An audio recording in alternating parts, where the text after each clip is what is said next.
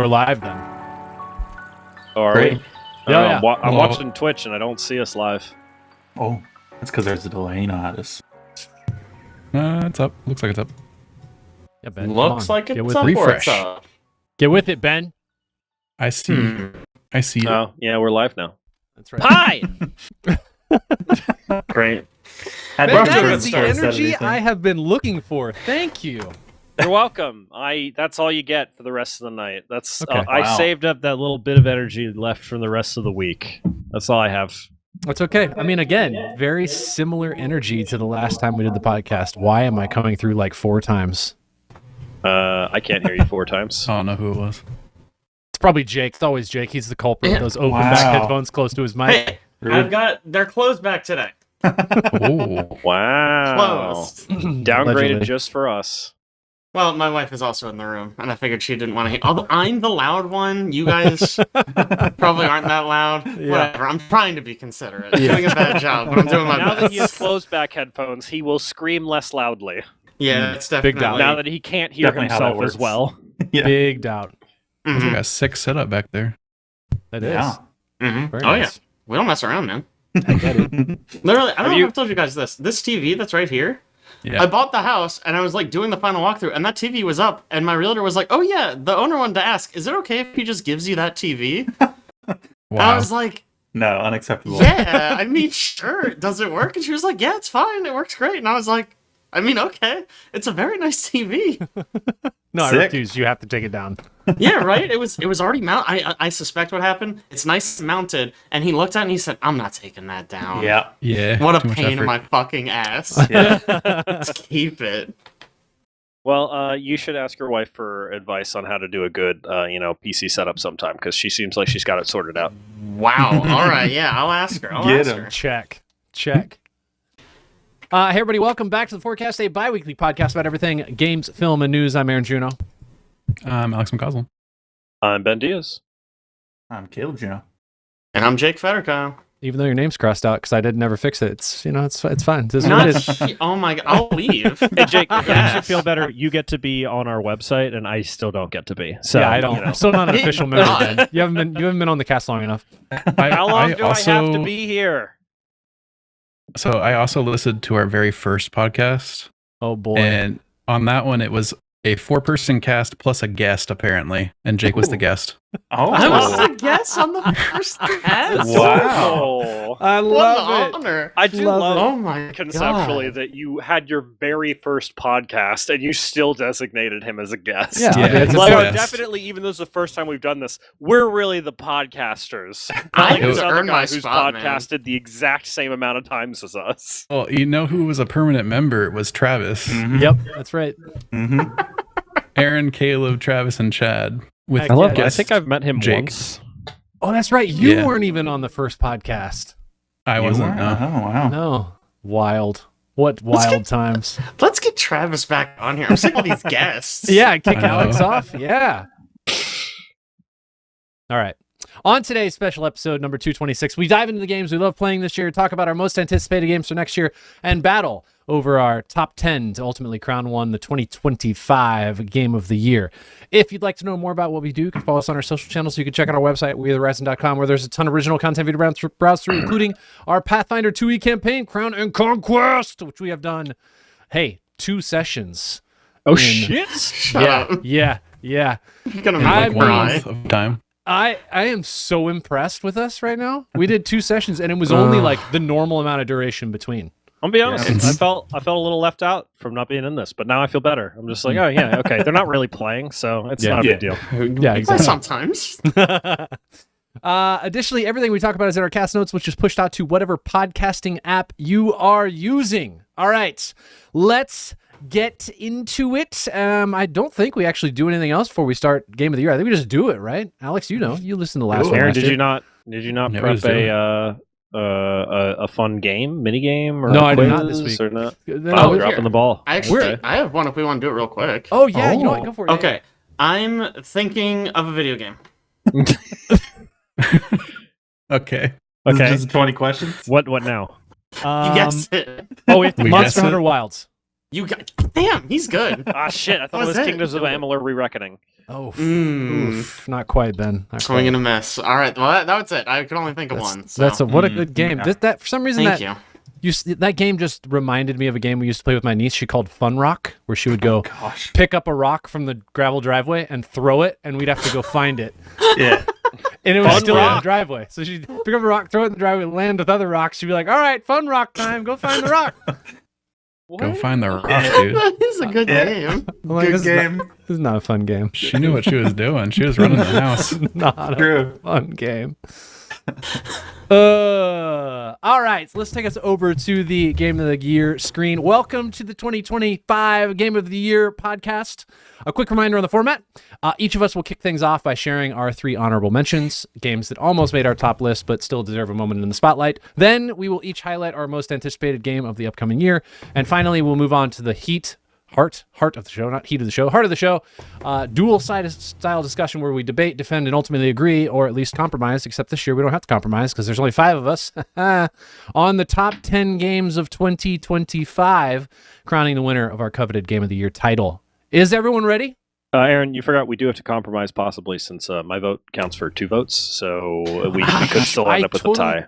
I forgot we had agreed Wow. to I always that last forget time. that. It's okay. Yeah. Yeah. That's my I'm handicap, so sorry. honestly. So sorry. Okay. It's okay, though. Every Yeah, don't worry. V-Gig you win, you get 1 override. Jake decides the whole list. You guys better watch out. The Jake pirate wrote the Yakuza's list. about to take it. But you have to spend them. So then next V gig you have way less wins ranked. You might be in That's second okay. place Oh. now. I'll You spend spend a them. lot and still be in first. Yeah, Jake, he's Get not outta here. worried about it. Okay, Jake, you're going to start us off with I'm your gonna start first us honorable off. mention. Yeah. My first honorable mention is Ball X Pits. Man, this game has basically dominated my life for the last few weeks. Just anytime I'm like, oh, I have like a little bit of time. What should I play? I'm like, I'm just gonna play some Ball X Pit. For anyone who doesn't know this game, it is a roguelike where you basically pick a character and then you are basically playing Breakout. Except the bricks are like little enemies and they slowly move down the screen and you launch your ball to deal damage and eventually knock them out. It's a freaking blast, dude. It's so good. Surprisingly, there's a lot of diversity with the characters, and I don't mean there's a black character. I mean there's a lot of different play styles with the characters. There's a character who their thing is just they shoot really fast. There's another character who their thing is that there's actually 2 of them, and so they shoot twice as many balls, but they all do half as much damage. I'm gonna spoil a little bit. There's a character who makes the game turn-based. What? That's crazy. Yeah, That's I've crazy. not gotten to yeah. that one. it's really, really cool. There's another character where instead of shooting balls constantly, you can charge up and shoot 5 of the same ball at once. It's really cool. It's really fun. It's not super deep, but it's really fun. I did not play this game, but I would like to mention that it has my Spotify Artist of the Year as the composer for the soundtrack, which is Amos Roddy, which is the same person who composed Citizen Sleeper. No shit. Yep. Game's real good. That's I've played crazy. I haven't played a ton of it, but I've really enjoyed what I have done. Great Yeah, on it's a Steam blast. Deck. It has a base building element as well, where you gather resources that you can spend on permanent upgrades. And the cool thing is you build the upgrades on this grid, and then the way you harvest them is you launch all of your characters at them, like the in the characters regular bounce game, and they around. bounce off of everything, collecting the resources. It's great. It's just a good game. Sweet. Caleb, we are on to you. My first one is Lies of P Overture. If you're not familiar with Lies of P, it's a Souls-like where you play as Pinocchio. And it is, They call him P. His name is P, yeah, I big think. Pinocchio. Allegedly. His father's Geppetto. He's Pinocchio. His nose doesn't grow. Caleb's Well, fan theory. he does is upgrade his that P it's organ, though. Pinocchio. He does upgrade his P organ. That He is does. for sure. Overture is DLC that came out for it this year. It is absolutely phenomenal. The opening sequence takes place in a zoo with a whole bunch of corrupted animals. Perfect. Phenomenal. And then they go to a circus, and you explore a circus with a whole bunch of clown robots and stuff. It's just, the atmosphere is excellent. There's a whole bunch of new weapons that are really fun to use. And it's just an excellent DLC. I think it rivals some of the best Souls DLCs. Rivals some of the best Souls DLCs. That's pretty man. bold. Ring City. People say the DLCs are like the best parts of the Souls games, usually. That's Yep. almost always true. In the circus section, was there a baby elephant with ears so big that it could fly? No, there wasn't. There is an elephant in the zoo section. Oh god. It's not the same. Yeah, that's the correct response. Man, I so wanted to play this. I was so excited. I mean, I'm still going to. It's just like I just haven't.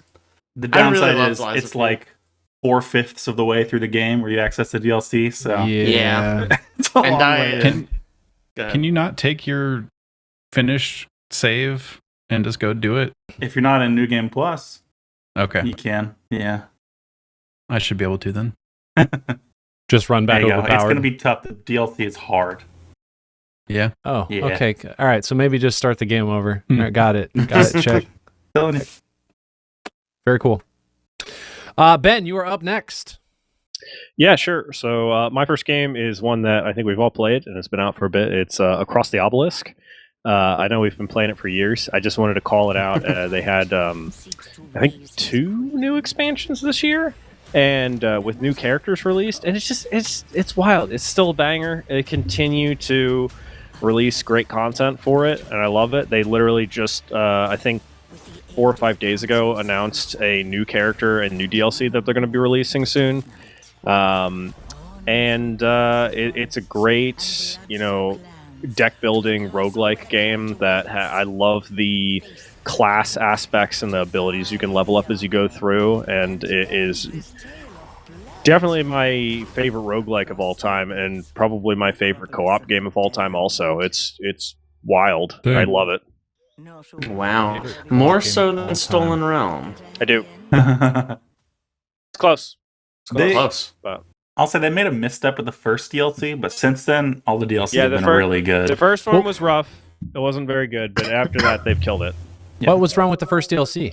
The first Get 'em in this. DLC, the game content they added was a new zone, but it was like a side quest where the zone you went into, you got assigned new temporary characters to play through, and nothing you did in the side content affected your run in the regular game. So it was kind of just a waste of time. Like you'd go through and do it, and then you went back to your main game, and you were just like, "Cool, I guess I did that."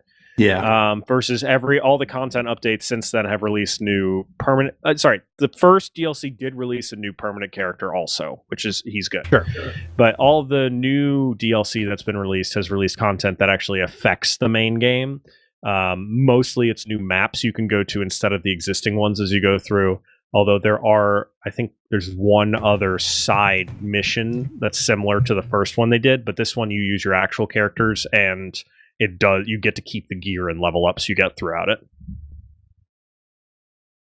I will say Cool. I think I have the first DLC, but like nothing else. And during the last Steam sale, I was like, oh, maybe I should pick up like the rest of the DLC for this game. I added all the cart. It's like $90 to get everything that's out at this point, and that was on sale. Worth it. That's crazy. So good. And then That I is went to my crazy. Steam family settings and I switched my copy to Caleb. That's how And you so do I it. will use Smart the man. DLC this way. I mean, I we don't know got about at least anybody 3 else, but I people with believe all Caleb of and it. I are so- the two that we definitely have all the DLC purchased. Yeah. Pretty much every time a new DLC comes out, I hit up Caleb. I'm like, hey, you want to do some runs? Yeah. You want to do some runs? We actually haven't played much of the most recent DLC. It's I true. was thinking about that earlier today when I was going through and filling out my sheet, and I was like, shit, I gotta bug Caleb and see if we can do some Across the Obelisk. Yo, Heck hit me yeah. up, boys. I haven't Heck played yeah. any like the last 3 DLCs. It looks like. What am I Oh, doing? dang, dude. Hey, it will be. Missing some It's good always an open invitation. And Ben, you've played Slay the Spire, right? Yeah. Are you excited about the new Slay the Spire? Somewhat. I mean, I'll probably play it. I don't. So Slay the Spire doesn't, for a roguelike, it doesn't have as much meta progression as I normally prefer in mine. I like significant meta progression, so every run it feels like I'm making bigger strides. Slay the Spire, the only progression is really unlocking new cards. Yeah. And then at the beginning, unlocking the initial new characters, but you get those pretty quickly. Yeah. So I tend to lose interest a little bit quicker in games like that after I've done it several runs. I'm just like, it feels more like my only way to get better is via just luck and improving my actual skill at playing the game, and I have none of the second thing, and I don't really have any of the first thing either, so I just try to stay away from it. Wow. But Across okay. the Obelisk, on the other hand, has, you get level up points, you can increase stats at the beginning of the game, increase your passives. I think there's friends carry you. Yeah, friends Oh, carry that is you. true. That is I've true. never done, but you can. On to Alex, your first honorable mention. Yeah, Metal Gear Solid Delta Snake Eater is my first honorable mention. This past year was the start of my Metal Gear journey. I had never played a Metal Gear game, and I played Solid 1 and 2 before this came out so that I could play this because I was pretty hyped for it. It's like a modern remake of a classic game everybody raves about. And it was a blast. I ended up playing through it like so fast, like a day and a half or something. Jeez. And it's just like a roller coaster ride. It's like a really fun action movie, espionage. Boss battles are great. Characters are really endearing. And it looks really good in the remake. So the one downside is that I feel like they didn't modernize enough. I feel like they could have gone an extra step and modernized like the maps a bit, where everything was interconnected and open instead of like. It feels very limited and like every door you go through is a new map load. Yeah. Because that's how it was back on, PS2. What about you, Jack? What's it going to be? Yeah, I get that. I feel like a lot of the design, though, kind of is based on the idea that you need to sneak through this area, and as soon as you go through this door, you're kind of reset safe. a little bit. Yeah, right. You're reset. safe. New enemies are there. For That me, makes what I sense, always yeah. liked about like the first one is that each map feels like a puzzle. Like, how do I get from here to there without getting caught? And having that break means that even if I'm just kind of running for the last little bit, it's still okay as long as I cross that line without, for me, it's like without getting detected, without getting killed, whatever your objective is. Or what about just murdering everybody I suppose that's an option. indiscriminately? I suppose you could do that. That does And then spark realizing joy. the game punishes you for it later. That was fun. Yes, it does. Wow, you were a mass murderer, huh? Wow. Shame. They were evil people. They And were I was Russian. shooting a lot of people. Yeah, what I always like about the Metal Gear Solid series is that they're one of the few games you can do fully pacifist. You don't have to kill anyone, even the Oh, yeah. bosses. I guess in this one, there is one canon kill. Oh, they based that on Dishonored? I know. Yeah. They stole that from Dishonored. Yeah. Absolutely. I'm curious, Alex, how do you think it stacks up against the other two games? I think definitely like it better than 2. I probably like it better than 1 also, just because it's modernized. But Sure. 1 That's is really good. Yeah, makes sense. 2 is a bit worse, I think. Maybe partly because they do the bait and switch. Yeah, 2 is a lot. 2 is a lot. There's Is a 2 the vampire one- in it. It's 2 the one where they have like the most amount of like weird things that they do with the console, like breaking the fourth Probably. wall. A lot of things. that's in 1. It's in 1. It's in A both. lot I of mean, it- come on. In 2, there's a character who calls you and tells you to turn the game console off. Yeah, It's pretty explicit in 2. Which one has the one who reads your moves? That's 1. in That's 1, one. yeah, you have to plug in your controller to port 2, so that you can't read your moves anymore. Yeah. So funny. What a series, man. Series indeed. I'll move on to my first honorable mention, which is Dispatch.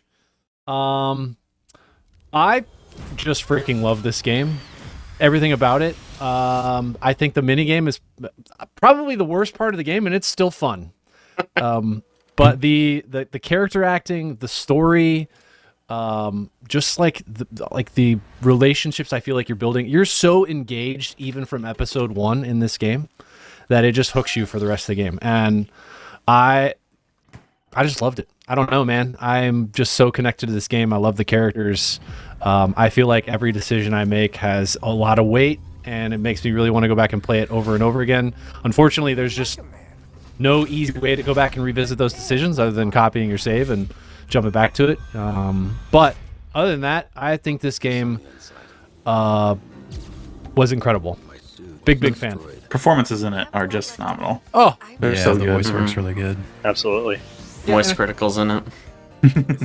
I think we talked about this too, but I don't know. you could Can I ask- basically just watch this as a show, and it I don't know that it would have quite the same impact, but it would be pretty close. Yeah. Can I ask, I've never really understood this. Why does everybody freak out so much about Moist Critical being in it? There's a bunch of really famous like voice actors and streamers in it. Why specifically him? It's a very famous Very streamer. popular. Yeah. Yeah. Yeah, but He's there's like a never bunch of done very anything like famous that streamers before. in it. Yeah. Like Jacksepticeye's in it also. And I Yeah. feel like, I mean, maybe I'm wrong, but I feel like Moist Critical is bigger nowadays. Yeah, he is bigger Yeah, now. for sure. But I don't know. It's just... I went from... Granted, I don't follow streamers much, but I went from basically knowing nothing about Moist Critical other than the fact that he exists to when this game came out, I'm like, oh, now I know a lot about him for some reason.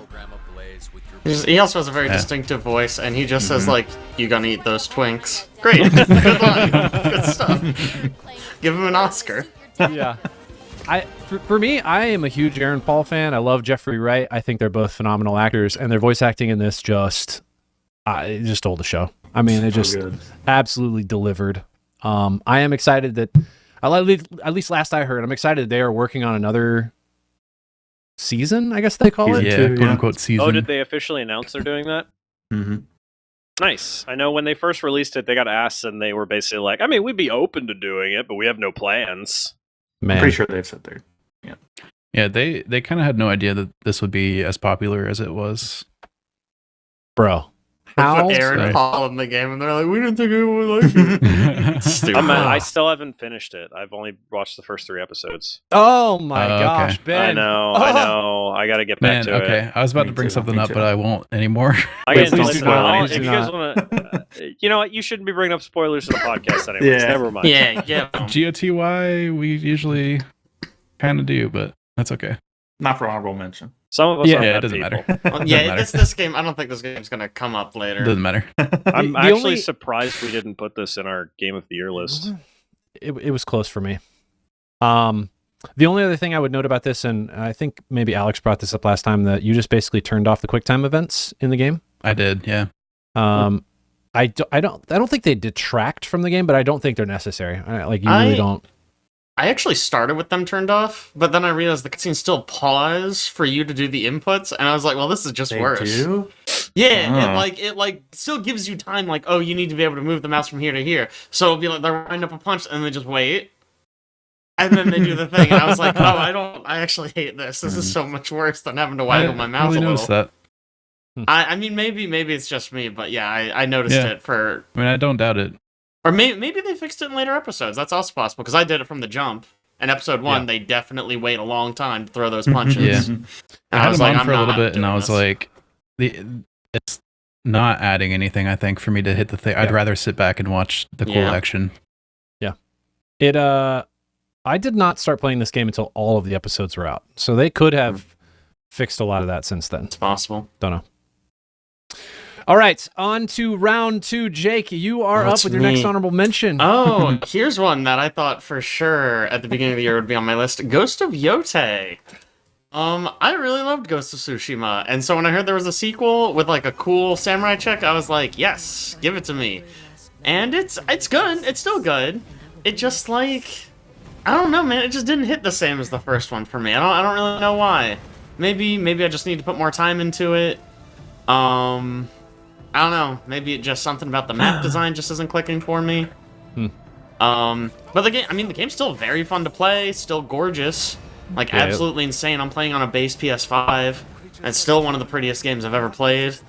Crazy fun. You can now throw weapons at people. Like when you take someone down, they'll drop their sword and you can pick it up and throw it at someone. What's not all about that? I finish every duel by disarming them and then throwing their own weapon at them. Every single one. It's phenomenal. I mean, it's really good. They don't have a weapon anymore. Yeah. Fun think fact: it's- this was Jake's most anticipated last year. I know. Oh, I nice. know. I think kiss it's of just death. that it's a follow-on that doesn't do enough different, Yeah, sure. maybe. I mean, part of the problem is Ghost of Tsushima, in my opinion, is like, I'm gonna say perfect, and I mean perfect in what it aims to do.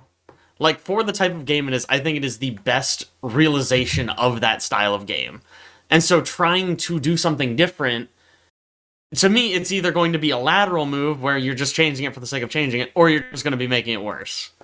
And I think this game has a lot of those where I'm just like, oh, they changed this. All right, whatever, I guess. That doesn't really do anything for me. Yeah. I really struggle with PlayStation exclusive games. I have a PS4, but I don't want to borrow somebody's play. I'm not interested in trying to figure that out. So I end up missing a lot of these. I've never played Ghost of Tsushima. Oh, man. Man, know. it's on Steam. Really good. I It's know, on Steam, babe. I know they have a director's cut on Steam now, and I've been watching it to amazing. see if a sale came up or something. I don't Yeah. know, but Well, you Um, could just that play last year, somebody by the else's way. copy. So weird. I said that last year. Fun fact. He said that last year. No way! I said exactly that.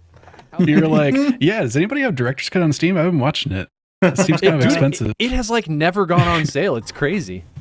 That's so funny. Anyway, yeah, I these games look beautiful, but Mhm. Their use Just- of color is phenomenal in these Crazy games. Color? good, yeah. Yeah. I've heard that makes some games not very good. No, this one has good colors, Aaron. You misunderstand. Wait, Jake, quick question. Can you sprint in this one? Yeah, Man, we can Yeah. actually. we got Oh, the man, jokes. this is- Wild. All right, let's move on to Caleb's second honorable mention. My second is The Root Trees Are Dead. Yeah, This whatever is- this is. Yeah. This is a detective game, very much inspired by Return of the Obra Dinn, if you're familiar with that. The Root Trees are a family who owns a candy company that is huge and made loads of money. And the game starts with the current president and his wife and 3 children all dying in a plane crash. And some stranger comes to you in the night and says, "Hey, I know you're a genealogy expert. Work out their entire family tree for me so we know who gets the monies." I'm Yeah. imagining somebody showing up and going, Ooh, high I heard you're octane, a I see. genealogy expert. Yeah. They literally they knock on the door and it opens and there's just a silhouette of a person. They start talking to you. I love the Like, hey, you concept seen that Root you Trees Are would Dead, reach right? out to a genealogy expert by finding where they live and knocking on their door Yeah. mysteriously. It's important. It's important. Yep. So the whole game is figuring out how this family tree works, how it looks, who's on it, etc. And you do it by searching people and things on the web. So you'll find they'll give you one of the more prominent members of the family to start a search. And you search on them and you find out they also started a clothing company, and then you track down the clothing company and you see that they married this person in the clothing company and had children, and they're now actors or something. And you got to keep sort of following all of these little tiny leads to different places and tracking down every member of this family. It's really, really enjoyable. It also does that thing Obra Dinn does where after you get I think it starts out as 3. After you get 3 members completely correct, it locks them in to show that you've done it right. And so there's a little bit of, if you're not quite sure on something, you can usually finagle it into place. I don't like that you but- said starts with 3. What are you Yeah. suggesting? It gets harder as the game goes on. I don't like that. As there's less people to fill out, it makes you fill out more to know that you're right. Man, It so- works pretty well. Can I just say, Yeah. I got very confused. My Steam Deck, for some reason, it does this thing where normally in Steam, if you go to your library, it shows you the most recent games you've played in order. My Steam Deck does the same thing, but it shows me the most recent games that everyone in my Steam family has played in order. I don't know Weird. why it does that, but I popped on maybe a week or 2 ago, and and it listed the second most recently played game as this. And I was looking at the cover, and I was like, "What the fuck is this? And who played it?" What? That. It was just some these 3 blonde ladies, and I was just like, "What? Oh, that's a Caleb what's game. happening?" Because it doesn't Wow. tell me. Mhm. It doesn't tell me who played it. It just tells me it was played in the family. So I just have questions. incredible. It's one of But those games. That does sound very interesting. It's one of the best detective If it looks games out there, anime-y, I think. just assume it was Jake. I don't know if it looks It like looks a anime. Are we looking at the same No, picture? he's saying if No. it looks I'm anime. saying an example. If Oh, the game if it is looks anime, I assume it's I Jake. see, If it's a roguelike, I assume it's Caleb. If it looks like I'll like it, I assume it's Aaron. Yeah. And then Checks if it's out. a game from 4 years ago, I assume it's Alex. You know, it's kind of how we do. Mm-hmm. All right, Ben. Moving on to your next honorable mention. Yeah, so speaking of high octane, my next honorable mention is Power Wash Simulator 2. Mm. I just talked about this in a recent podcast. I did not think I would like this as much as I did. I did not play the first one very much at all. I picked it up on sale, and I was having a really rough week at work, and I just came home, and I was just like, you know what? I just want to zone out and chill. And this was exactly what I wanted. It's so satisfying to go through and wash off the I mean, anybody who's played Power Wash Simulator 1, I'll be honest, I've been told more of the same. You have a little like home base now that you can decorate if you want. And there's a bunch of new maps, and they changed a little bit of the mechanics, but it's for the most part the same. And it is just so satisfying to very slowly go along and clean off all of the dirt in a line, and I just go in a grid pattern across and get it all. And once you get a section done, it flashes and sparkles to show that you're fully clean, and it's a little hit of endorphins. I'm just like, ooh yeah, I cleaned. It is very satisfying to just sit with like a video up on my other monitor and just sit there and zone on it. It does seem like it'd be really cathartic. It Ever is seen, like, so the- cathartic. It does support multiplayer, and I never want to play it. I feel like that would take away all of the chill vibes that I get from it. Yes, that would be like playing pretty much any like power plant builder with me and anybody else, because people build things incorrectly, as Yeah. you well know. Ben. I would finish the Correctly. section and walk over and see that Jake had finished is working on his section by just kind of willy-nilly power washing along, and I'd be like, How no, dare you. I hate you now. No, absolutely I'm gonna not. do this all myself. Ben, I need to put this in Extra Life. I've been wondering, have you Great like, idea. do you watch videos of people power washing too, or is it just like you have to be controlling the power washer? I have not, but I have. I am subscribed to a guy who mows lawns, and I Oh, watch him dude. mow lawns. Is it SB? It is SB. Yeah. Dude, his What's videos happening? are so Fucking love good. SB Yeah. I mower. don't know, man. SB He mowing does is power excellent. washing too. Yeah, he does. Oh, I didn't know that. But- SB mower. It's a guy on YouTube who basically he just drives around. Where is it? It's in California, right? I think. But he just drives around and he finds like old abandoned houses with overgrown lawns, and he just like completely mows and. Oh yeah, he does power wash a bunch of the Mhm. like sidewalks and stuff. Mhm. But he cleans up the whole yard, and it's mostly done via just time lapse, and it's just very Mhm. satisfying to watch him mow the whole thing, and then weed whacker everything and edge everything and power. It's the So same I- vibe. You're right, Aaron. That's exactly what it feels like to me. There's another guy on there who does all he does is clean off old rugs, and it's just him power washing rugs. He puts some soap on it, he scrubs it, power washes, soap on it, squeegees it. It is just, I don't know why, but I can just zone out. Excellent. I'm having a moment where I'm very concerned about how much me and Aaron have in common. After It is concerning. literally about 2 minutes after making a joke about how if I see a game on my recently played list that I think I'll like, I assume it's Aaron's. It happens. But All right. yeah, it was great. On to Alex, your next honorable mention. Yeah, The Rogue Prince of Persia. This game is a roguelike. What? Turns Oh, that's No why it's way. called that. Mild Yeah. shock. But it's got like wall running mixed in, which is its unique feature. Like the background, it's a 2D side-scrolling thing, but the background there's a wall, you can just run on it, That's so cool. and What's like works super well.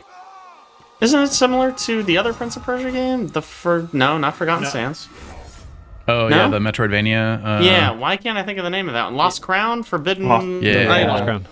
I don't Lost think Crown, it yeah. feels like that game. Not really. It's The wall running different. sounded similar. It was the only part that I was referring to, because it also had a wall run, but was 2D. Did it have a wall You get to run? see I don't this think it such had a a sick wall gameplay. Did it have a wall It run? I don't for remember. sure had a wall run, guys. Where you, You could could run on run the back- against the back wall the in the background? background? It's a Prince of Persia game. Of course there was wall running. I didn't remember that. Man, I don't either. I'll find a YouTube video. Keep talking about your Please super do, game. please do. Oh, you're talking about like vertical walls. Like I don't know how to explain what I'm trying to say. There's like walls in the environment and then there's background. I don't.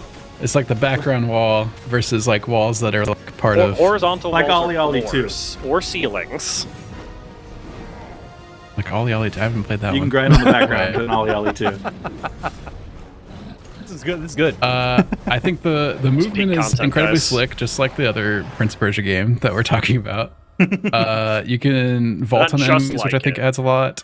I think just the thing that drew me in really is just like how gameplay feels. It feels very, very nice. And they also have like a pretty good story mixed in a roguelike, which is not super common. And the way you like progress it is like you'll get clues about what you need to do next and where you need to go in the world in the branching paths. And then when you complete those, they add them to like this map. And the map will expand with like new clues and ideas. And you just like eventually reach the end of the story and it has like a conclusion and everything. So, and then you can just continue running if you want for fun. But really, that's like the end of the game for me, I think.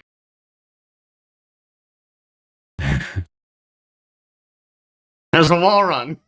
Let's. Anyway, It's AI. It's not real. You asked AI to actually, make a video. I really wanted to play this game, but it's not family shareable, so I Yeah. didn't. Unfortunately. Really annoying. I might still grab it someday if it goes on sale or something. It looks really cool. I like Prince of Persia. This is also super topical. I know we don't do news, but they just canceled the Prince of Persia remake. Yeah. Mm-hmm. did they really? Yeah. Of course they I did. just read they're like, no, for real, it's coming out like a month ago. Yeah. I think Ubisoft just canceled like 7 games. They did. Oh my gosh. Freaking A. I Oh, this game's actually on sale right now. I did want to say about this game.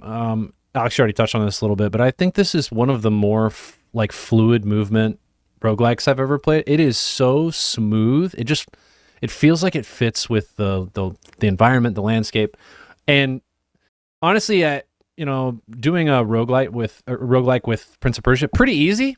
Sands of Time, resetting stuff, and the way they kind of tie it in the story, it's just they do a really good job of, like Alex said, kind of stacking story elements that you discover over time, and it just kind of opens these branching doorways. It's a very well designed game. It's funny that this came out so close to another Prince of Persia game, but very, very different. That apparently has a wall run. Yeah, apparently has one. It does. Guys. That's definitely a dash. That's just a dash. Pretty sure it's a all dash. wall running. It I is want you to look technically at a the wall run if you animation. look at it. What does the animation, he do with his feet? he is during running the along the dash? wall.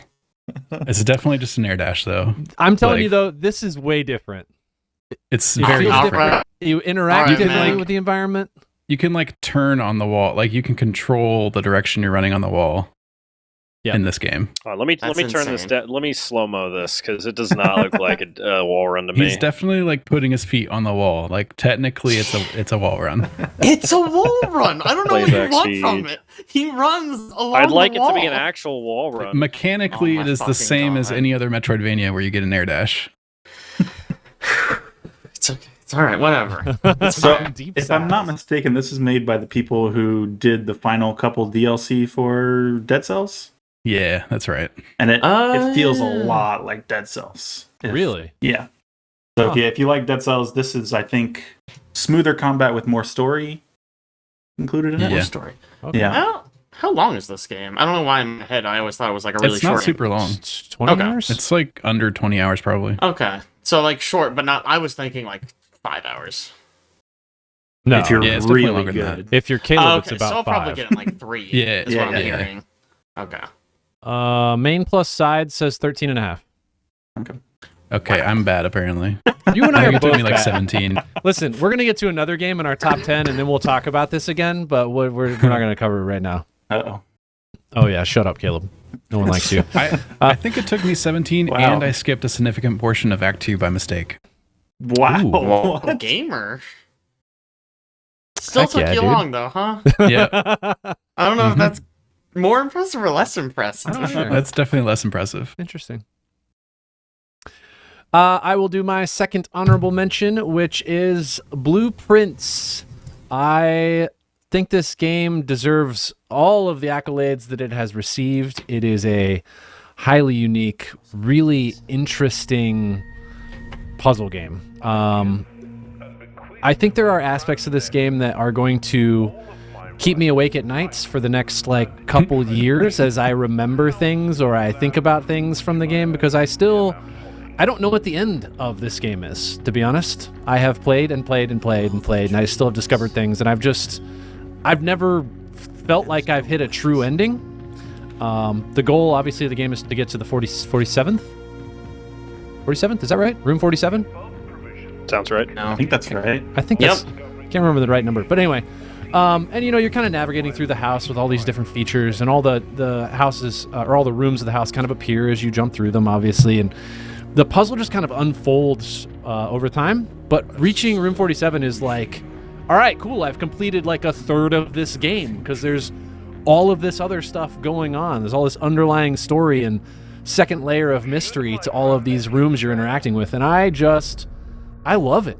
I think it is a spectacularly well-designed game that you could easily iterate on for, I mean, even just to like expand it, expand like room offerings, or make another game that is, kind of like a Blueprints 2, but just has a different Prince. mansion. Red Prince, yeah. No, Blue that's- Princess. That's Would- taken. Wouldn't and it wouldn't quite fill the same shoes as Blueprints, but Wouldn't be as punny. yeah, it wouldn't Yeah. be as me. I can. Go Go ahead. ahead. No, you go. No, you. Everybody, merge. Jesus Christ. I can see how people get turned off of this game. I think the roguelike elements can be a little frustrating at times, but man, I think it pays off everything that it's trying to do. I put, I think 30 hours in this game roughly, and did almost everything in it. And then someone sent me a message on Discord and was like, "Hey, look what I found." Something I had never seen in Blueprints before. I have no idea where they found it. Nothing. Just the game has so much in it. It's so Yeah, deep. You have I- put 28 hours in this game. I have almost 51. Oh my God. I did. Couldn't stop try playing You've this accomplished game. less than him, probably. I don't know, actually. I don't know where you ended, is the thing. Like, I don't know what all you've completed. I did almost everything. I looked Okay. up like the last little bits because they were just He cheated. So yeah. obscure. Interesting. There, I didn't even do the final piece just because Oh, it would have them been pumpkin so taste much and- work. Right. And you guys know he has the Steam achievement like app on his computer. He just presses a button Oh, and he gets all yeah. the Get just out of here! unlocks How it. dare Yeah. you? yeah. How yeah, dare you? yeah. Puts I 20 am hours in the honestly- game, presses a button. I'm stunned that this is not on our list. I thought for sure this was going to be someone's game of the year. Especially the way everybody was talking about it back Yeah. when Listen, I we were so like- playing far it. I've seen two games that I think belong on our Game of the Year list instead of Fantasy Life I, but Unfortunately, I think this game suffers from early year release. There have been a lot of things released towards the end of this year that were really impactful and really, just incredible games. And I think this one suffers a little bit from that. Obviously, we have 2 other early releases. I think 2 more from early in the year. 3 more in our games of the year. But Yeah. still, it gets pushed out by other things that I think just are more present, more recent. Anyway, love this game. I encourage anyone to play it. Caleb's right. I think there's people can get turned off by the roguelike elements, but if you love puzzles, this is about as good as it gets. This is a really well executed game. It's also really, really fun to play alongside someone and get hints from them or give hints to them. Mm. I think it adds a lot to it. Because a lot of the puzzles are really hard to figure out. Yep. Very difficult. All right, on to our last round of honorable mentions. Jake, you are up first with probably the most ridiculous honorable mention in all of our honorable I mentions. can't Go believe you ahead. would say that to me. It's Pirate Yakuza in Hawaii. I don't know, man. It's just fun. It's silly. It's fun. I didn't even play that much of this game. It's just silly hearing Matt Mercer talk like a pirate and they sing songs about being pirates. So the character's name is Gojo. And he wakes up on a beach and he doesn't remember his name. And he meets this kid and the kid has a tiger and he goes, "Oh yeah." The kid goes, "Yeah, the tiger's name is Gojo." So the whole game he's calling this other guy Gojo, and they named the ship the Gojo Maro after the tiger. But really, he's naming the ship But after him. actually- It's actually his name. His name is Oh Gojo. my He gosh. does not remember. He has amnesia. It's a good game, guys. What do they call Listen. him then? Until then, Don't remember. The little kid calls him Mister. You do find people who know him pretty early, Yeah. and so they're like, "Oh, you're Gojo," and he's like, "I am." That's crazy.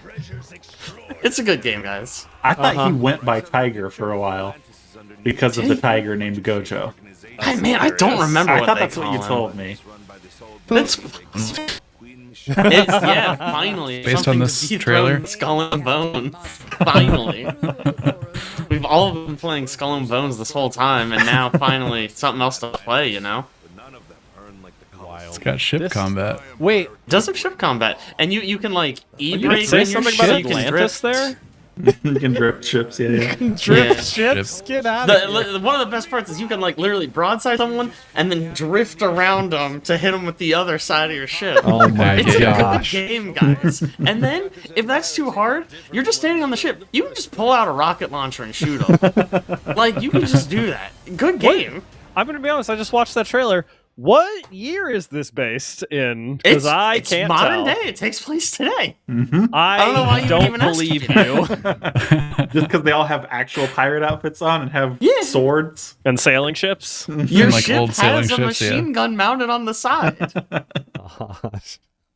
I love that. Good So game. wild. I don't know why nobody listens to me. Good game. You're right. Hey, some of us tried to play one of the Yakuzas once upon a time. A lot of us did. Wasn't there one in Humble Monthly Bundle Rumble at one point? Yep. Yeah. Yeah, Oh, man. was there? Yeah, Oh, I think it was Zero. Yakuza Zero. Yeah, Zero. Yep. Good old That's a that good game. you know, good old Yakuza. Yakuza Zero. Good He's game. in Yakuza 0. He's one of the playable characters. He breakdance fights. Oh my gosh. It's a good series. Caleb, on to your last honorable mention. Yeah, my last is Strange Antiquities, the follow-up from Strange Horticulture.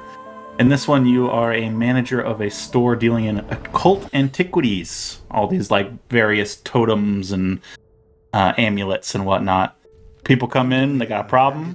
They got, like, a friend who stole something from them. They want to get back at their friend. And you got to figure out if you want to give them an item that makes their friend feel guilty or an item that makes their friend feel paranoid. And sort of, as more people come in and ask more things and you kind of decide on what to give, a story unfolds in the background of all these characters talking about it, and comes to a climax where you gotta kind of decide to use your powers for good or evil. It's fun. A lot of it is just figuring out what items are what, because this is your uncle's store, so you don't know anything, but you have a book that kind of loosely describes what some of the items do.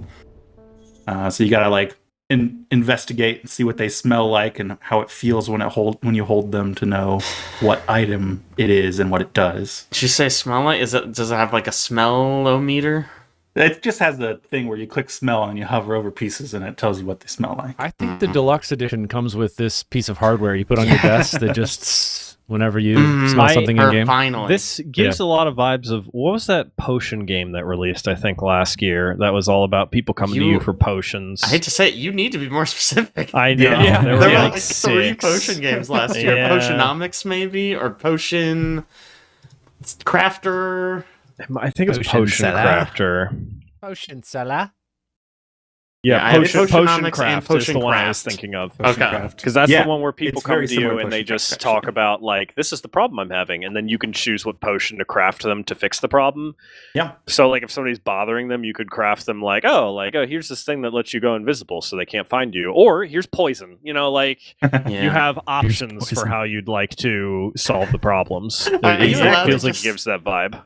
Can you just give everyone poison? I don't think so. That's a shame. I don't believe so, because I believe if it doesn't in any way solve their problem, then you do get a demerit. I feel like it would solve a lot of problems. I mean, you wouldn't have that person come back to your store. So that, Exactly. What, are they going to give you a bad review? They can't. Poisoned. All right. Let's move on to who was next. Oh, here we go. Ben, you're next up. Honorable mentions. Yeah, so last one is going to be The Wandering Village. So I've talked about this before, and it is, as Alex and I were discussing, it's technically been in early access for a couple of years, but it finally full released this year. The Wandering Village is a city builder that is technically, it's one of those games where it's technically post-apocalyptic, but it is, I mean, all of it is very low-tech. And it takes place in a world where there are basically poison mists almost everywhere. And you would die from the fumes, but they live on the back of this giant beast called an ombu that can basically, it walks around and you build an entire town on its back because it's got a huge like rocky sort of island on its back. And it's really interesting because you're doing a town builder or like a city builder where you have to manage resources and, you know, do research and tech trees and things like that.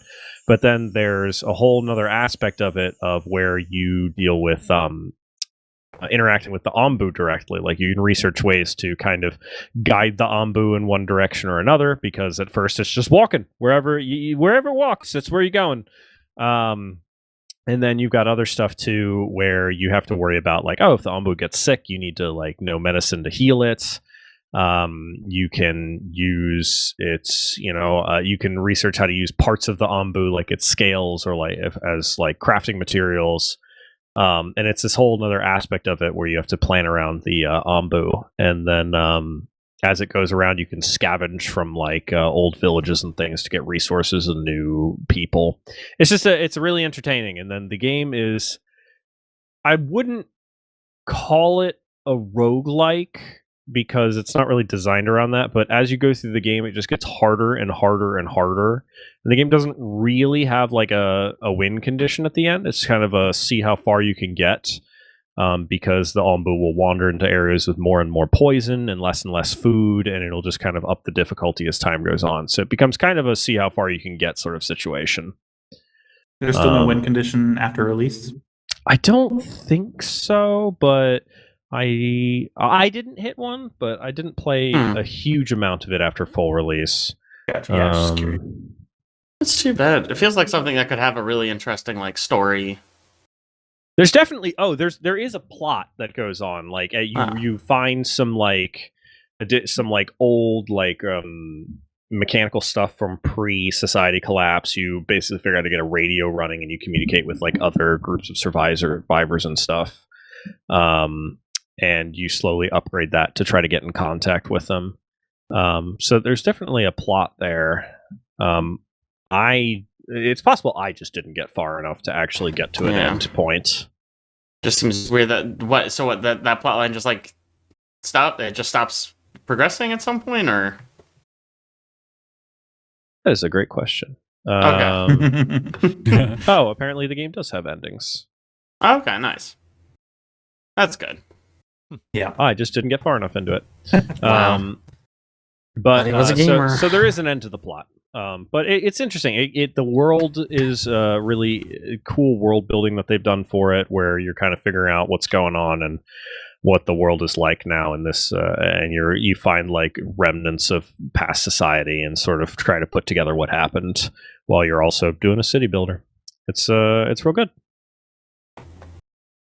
Okay, Alex, your third honorable mention. Yes, my third is Sworn. This is like co-op Hades. Mm-hmm. Yep. That's pretty much all you have to do to most describe it. succinct description. I am so mad I haven't King played Arthur this yet. themed. I want to play this so badly. It's excellent.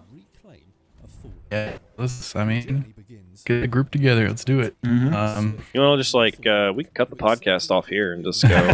Let's do it. Haven't even started with Games of the Year. There are several characters you can play as. They all have a bunch of different weapons you can use, and then like a bunch of different spells. And then you do like the normal gods give you blessing your run. It is very faithful to this formula. It's good to play with up to 4 players. I would say it's less polished than Hades, which ends up down to honorable mention. But it's worth playing just because of that unique aspect of being able to play with people. Did it is it in 1.0? I see that Yep. it is now actually. Yes. Yep, Sorry, I just this pulled year. it up. Okay. I think not. It is less polished, but also I think it just offers less stuff. There's just less Yeah. in this game in general. There is Yes. less content. To be for fair, man, way less content. if you're gonna go for Hades, that's a tough sell. You know what I mean? Like you are Right. not gonna have more content than Hades. Yeah. Hades is polished to a mirror shine and has so much content, it's crazy. This game is really, really good. I think the highest compliment you can say is it's basically Hades. Yeah. Yeah. It also has some stuff unique co-op that I think is really cool. Like each of the gods has a what they call it, a round table boon, which applies to everyone in the group instead of just to you.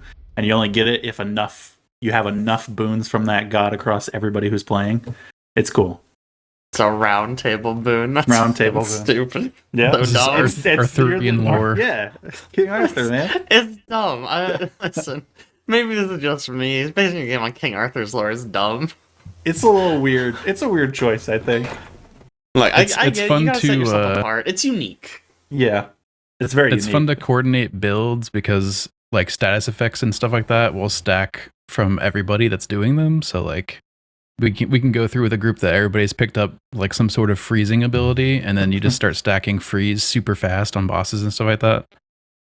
Yeah, they're basically frozen for eternity. It's good stuff. That's fun. It's a really, really good game. I just need a little bit more content from them now. I feel like we've played the same Yeah. loop over and over. I mean, you got there with Hades 1 too. You got it's the same loop over and over again, but it is fun to play with people. It's a really good game.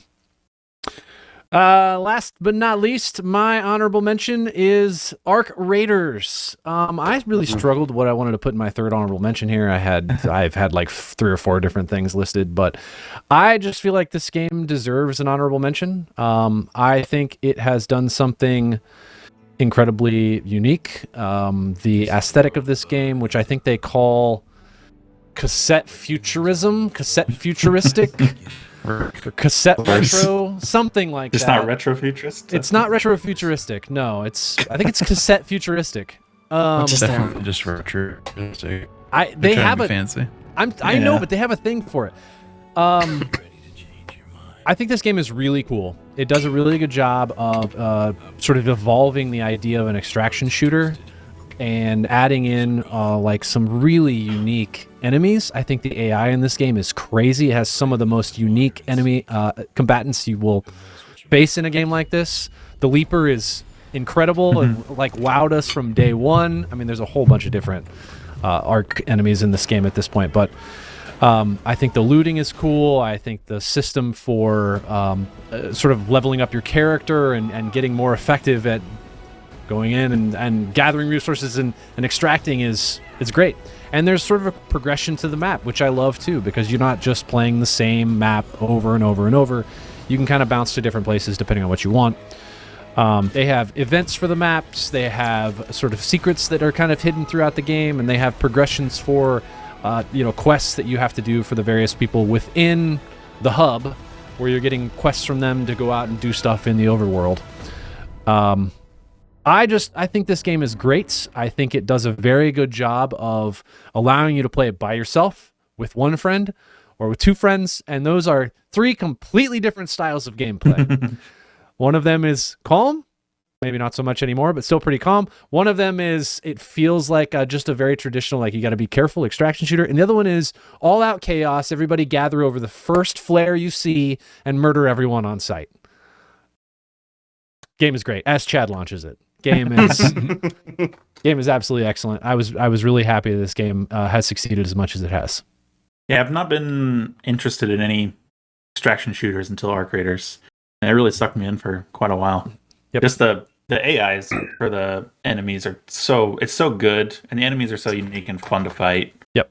It's good. Solid game. I'm very happy with it.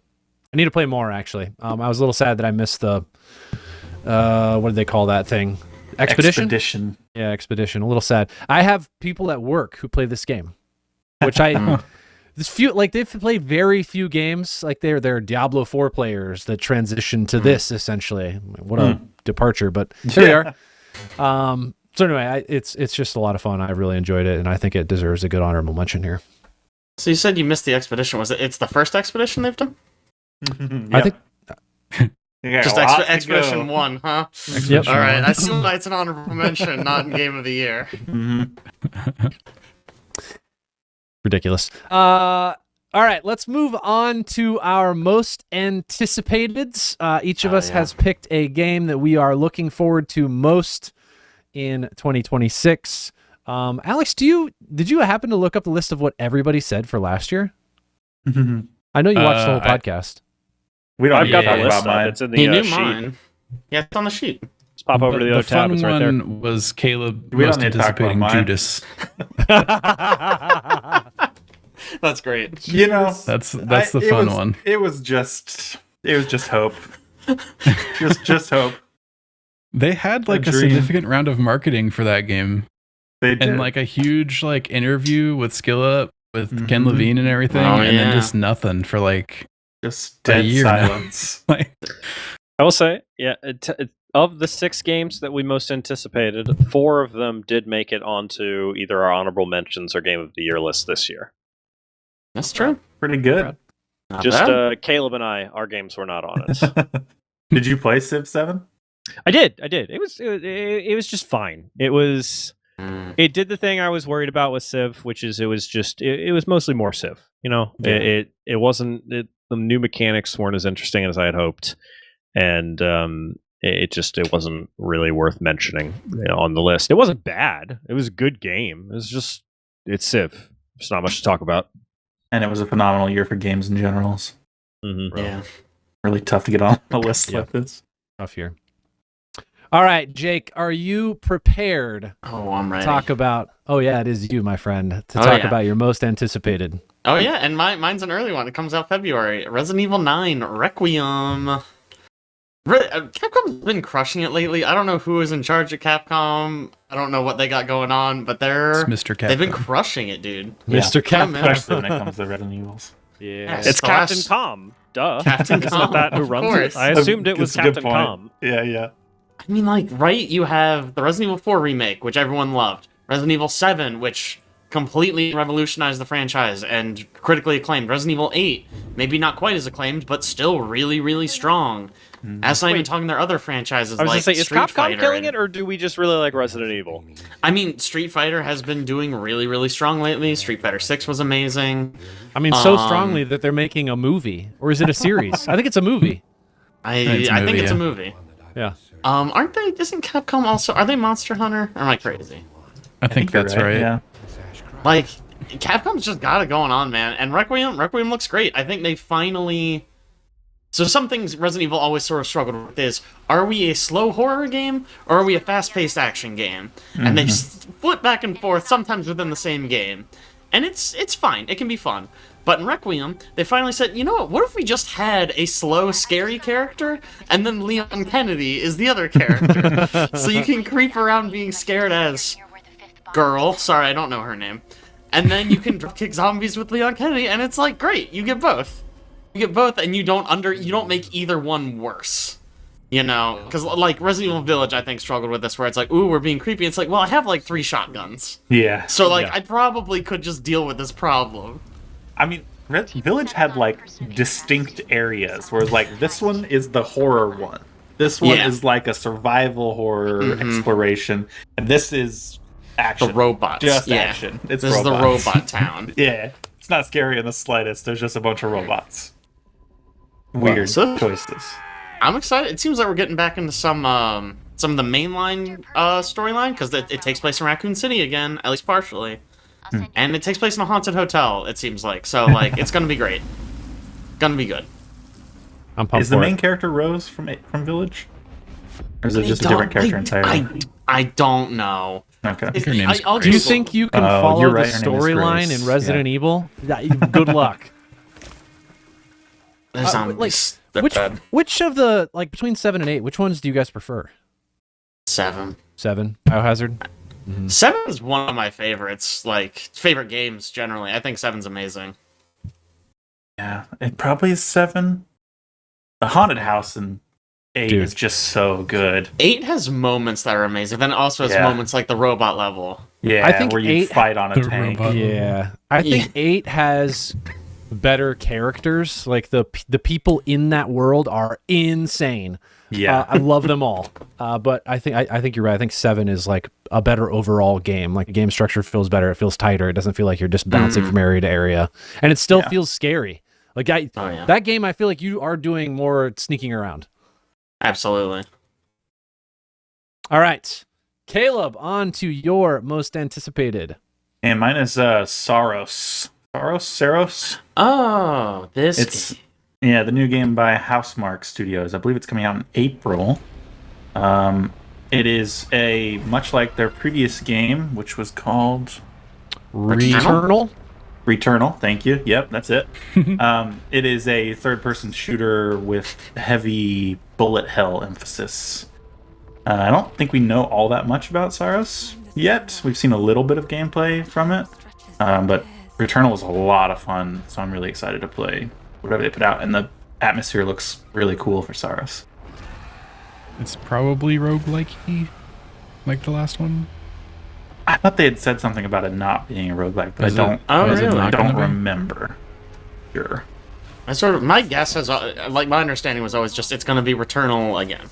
Maybe it could be. I'm not sure. I cannot. I've done zero research. I just watched the trailer and I said, "Oh, they're making Returnal again. Nice."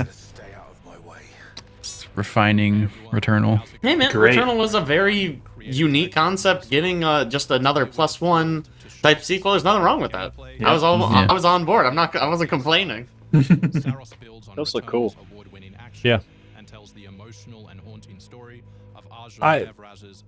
Did you guys know that Housemarque is a Finnish video game developer? No. I didn't know where they're from. I just looked them up. They're from Helsinki, based out of Helsinki. They're the original Geometry Wars Really? developer, right? I think. Yeah, Wow. they used to do And all sell the really bullet hell. bite-sized arcadey stuff. Man, Wild. this actually does look very fun. It looks like chaos. Yeah, it does.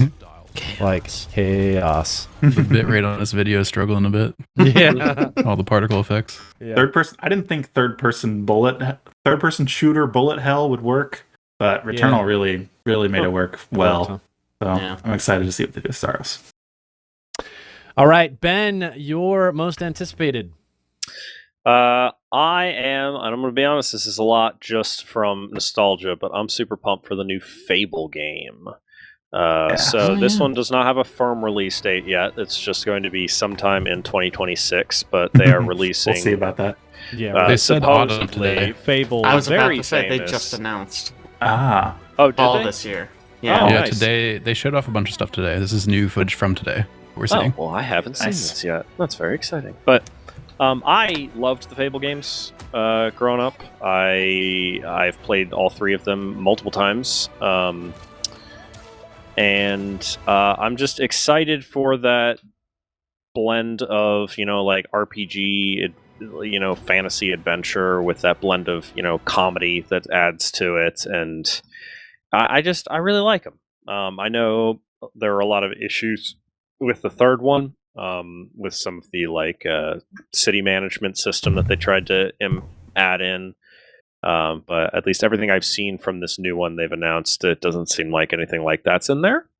That being said, Fable is, the developer in particular is pretty famous for trying to add new mechanics into games that are sometimes questionable. So we will see how it goes, but I am very excited for this, and I will certainly be playing it very soon after it comes out.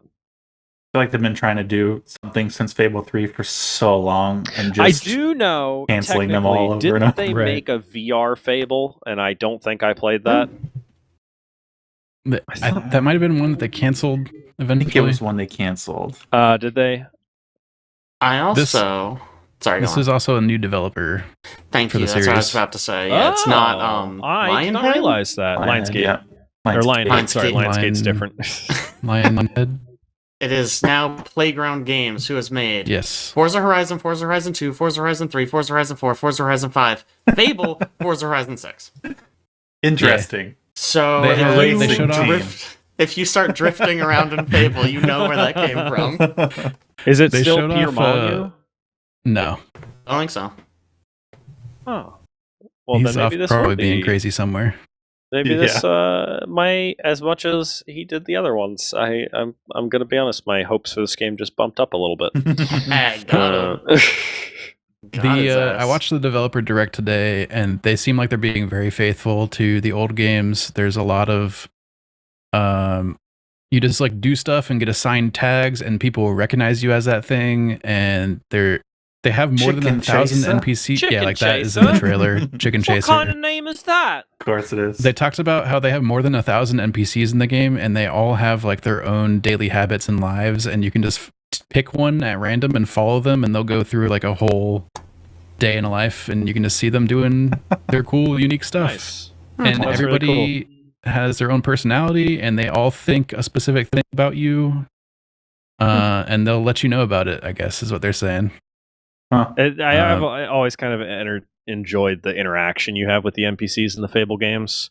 It hasn't always been the most like in depth, but they always will refer to you by, they'll talk about things you've done in the game, or like what your name. I mean, you could assign what you want them to call you, but the fact that you'll walk through and they'll be like, "Did you hear he did this thing?" And it's like the last quest that you went on, and it's fun. It feels like you're kind of like. The games do a good job of making you feel like a character who is becoming more famous and more like a more popular hero, which is a thing that I don't think gets addressed in a lot of RPGs. Like obviously they're always about like you're getting more stronger, more powerful, but I feel like it does a thing where it just makes the random villagers like, oh shit, we've heard of you, like you've done this cool stuff. It's a neat feeling that it gives you. They talked a lot about that stuff specifically. And then also, as Jake noted, they've basically just done Forza Horizon before this. And I thought it was really funny. And they kept on talking about how they have a ton of experience making open world games. And I was like, I suppose. I mean, sure. And then like towards the end of the interview, the guy was like, yeah, so like I've been saying, we have a lot of experience with open world games. Most of those you're driving cars, but let me just tell you, I'm glad he at least we're acknowledged really it. confident. You're gonna be walking like, around Fable. okay. There's gonna be like sick jumps. It's gonna be ramps. You're gonna be my like, gosh. why is this here? They're like, that's all we knew. On a horse, just I mean, that would be awesome Gosh. though. Why does my horse have a nitrous button? Yeah. Yes. All right, Alex, moving on to your honorable mention. Yes. Yes, No, not honorable mention. most Wolverine. anticipated. Most Sorry. anticipated honorable Most mention. anticipated. Thank you. Most anticipated honorable mention. Yes. Yeah, the Wolverine game coming out. I like the two Spider-Man games are some of my favorite like action games. to 3 come out, Spider-Man and- games, excuse you. Miles Morales but is yeah. a standalone experience. How dare Yeah, you? how dare you, Alex? Sure, I guess. You didn't play that one. I did play it. I wasn't too. It's hot just not on one of your favorites. Miles Okay. Morales. It's, to be fair, it's not great. It's fine. It's exactly the same as the first one. Yeah. I do really like Insomniac though, and I just like some of the footage they've shown. I think it's going to be that same brand of really like cinematic action, and I'm curious to see what they do with like a more grounded fighting style. Do you think it's going to Not be much violent? warriors. Jesus. It's Wolverine. What were you expecting? The trailer is so. Hey man, he's in so PG-13 brutal. movies all the Brutal. time. I don't know why. And speaking of studios that don't miss, Insomniac, I feel like, has not released a stinker in a long, long time. Yeah. Yeah. Like, kind of just been crushing it lately. I don't know, is this game open world or is it linear? I don't know if we really know yet. Okay. So I thought I heard it was open world, and I was like, I don't really know how that works with Wolverine. He's not really Right. like Yeah, like what's the traversal going to be like if we do yeah, that? like Yeah. he has a motorcycle, I guess. Heck Yeah. dude. Yeah. Get the freaking Forza people out here. Gosh. Game looks interesting. We'll see. I'm sure it's gonna be good. Like Insomniac is. I put my Did faith you- in them. Did you ever even play Spider-Man 2, Aaron? No, Mr. I don't have a PlayStation. no. I'm telling you, dude, it's a problem. I don't want to go through the process of borrowing somebody. No, forget it. Did you Appreciate play? Have you Aaron's played the the only first one two? being called out for not having a PlayStation. I played the original one, beat it, Okay. loved it. To be fair, I mean, I think Yes. that's the best one. I remember that being one of Aaron's top games of the year. Yeah, it was It's great. one Oh, of the wow. first Spider-Man. It was great. I just started it on Steam the other day. It's the intro to that game is like killer, all Yeah. killer, no filler. It's amazing. Really good. I think the second one's so good too. I mean, Yeah, Craven sometime. Craven is Craven, yeah. good. I do be Craven some Craven, you know. Craven, All right. probably the worst part of that game, but you know, Yeah. I was thinking about it the other day. I was like, I don't think I remember how that game ends. Because like Craven just like dies, like a spoiler, I guess, for Spider-Man 2. spoiler. I haven't played it yet. Well, haven't either. tough shit. I literally, I was like, I don't remember what the ending of the game is. I had to look it up. It's so good. And I was like, oh yeah, it's Oh fine. yeah. On to the last most anticipated, and that is mine. I feel like I am super pumped for this game. I think Remedy, other than FBC Firebreak, has not missed in a while. You didn't have to bring up Firebreak. Come on. Oh, man. well, Yeah. you know, it's just part of they it. haven't missed in single player. Yeah. That's There true. you go. I freaking loved Alan Wake 2, and had it not come out when Baldur's Gate 3 came out the same year, it would have been Game of the Year, I think. I really think it would have been Game of the Year that year for us. Possible. Dude, It's a really good game. It's so good in so many ways. I think they did things that I have never seen in video games before, that, like, just super effectively. I loved Control, and the concept like that they have, the world that they're building. I think this game is going to be awesome. I'm super pumped. And we've had 7 years since Control came out now, Dang. which is a long time for them to iterate on the story and start thinking about like what's next for That's great. It didn't feel like that long ago. Yeah. 2019 Doesn't Control. it? Yep, I guess I said. Yeah. So 2019 was 7 years ago. Shut up. Fucking A, dude. You don't need to talk about guys.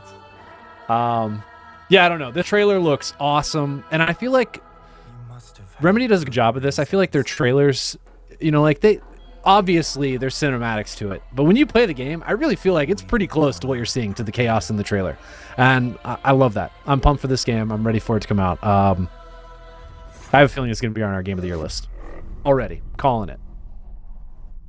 I almost certainly. Yeah. I mean, I love Control, so.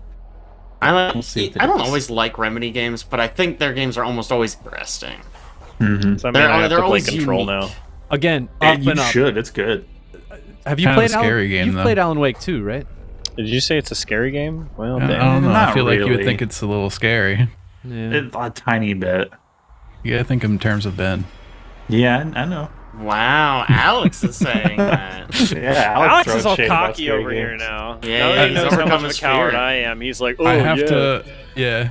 I have to bring this up because of the way I feel about other games. Alex, you're gonna have to finish Bioshock before Judas comes out. That's true. Ben, have you played Alan Wake 2? No. There's no way. That's actually a scary Dude, that That's one an is actual actually I scary. have beaten a Bioshock game, I'll have you know. there it Ooh, is. which one? Wow. Three. Bioshock Infinite? Infinite. Yeah, It's okay. I've Infinite. also beat Bioshock Infinite. Bleh. Nothing scary in Infinite. Yeah, nothing at all. Unfortunately, There's Unfortunately. Voice of racism. Silence. That's a big bird. It's true. Racist. There is a lot of So scary. That is scary. It's scary. Guys, this game looks wild. Yeah. I'm so pumped. I would just watch the whole trailer, and I still don't know anything about what this game's about. I still Yeah. wonder what the first Control was about. There's a lot of It's about interesting Control. stuff going on in this world they've made. Yep. Yeah. Yep. I was actually thinking back. Do you guys remember when we first heard the announcement that they were making an Alan Wake 2 and everybody was like, what? Who wants what? Alan Wake Yeah. 2? Why would they do that? I know. Yeah. Oh, how Well, good. They killed it. Banger. They Yeah. sure did. All right, boys, it is time All right. for us to battle it out for our top 10 list. Honestly, I think we all know what goes at number 1. We should just put it there and just be done with it, I think. It's close. I know, It's it's closer really than close I this thought year. it was going to be. It is very close. All right, as a reminder how we do this, we will be dueling games. So if you would like to nominate a game, you certainly can. We will put it up on the duel, and we can fight to put it in the lowest slot, which is slot number 10. No nominations are currently open. Caleb, you want Once to go again, first? Caleb? I'm not afraid. I'll start. Go ahead. Are you going to Yeah. unafraidedly nominate one of my games again? No, I'm nominating Doom: The Dark Ages. Get it in there. It's an I obvious. felt like you were going to do that. Yeah. Oof. We know my feelings about this game. So I know. We all know your feelings about this game. Other nominations. I think we should compare it to something similar, like Citizen Sleeper 2. Abso-freaking-lutely yeah, not. really similar. Are you Similar nominating? games. They're basically the same mechanics. Is that an official nomination?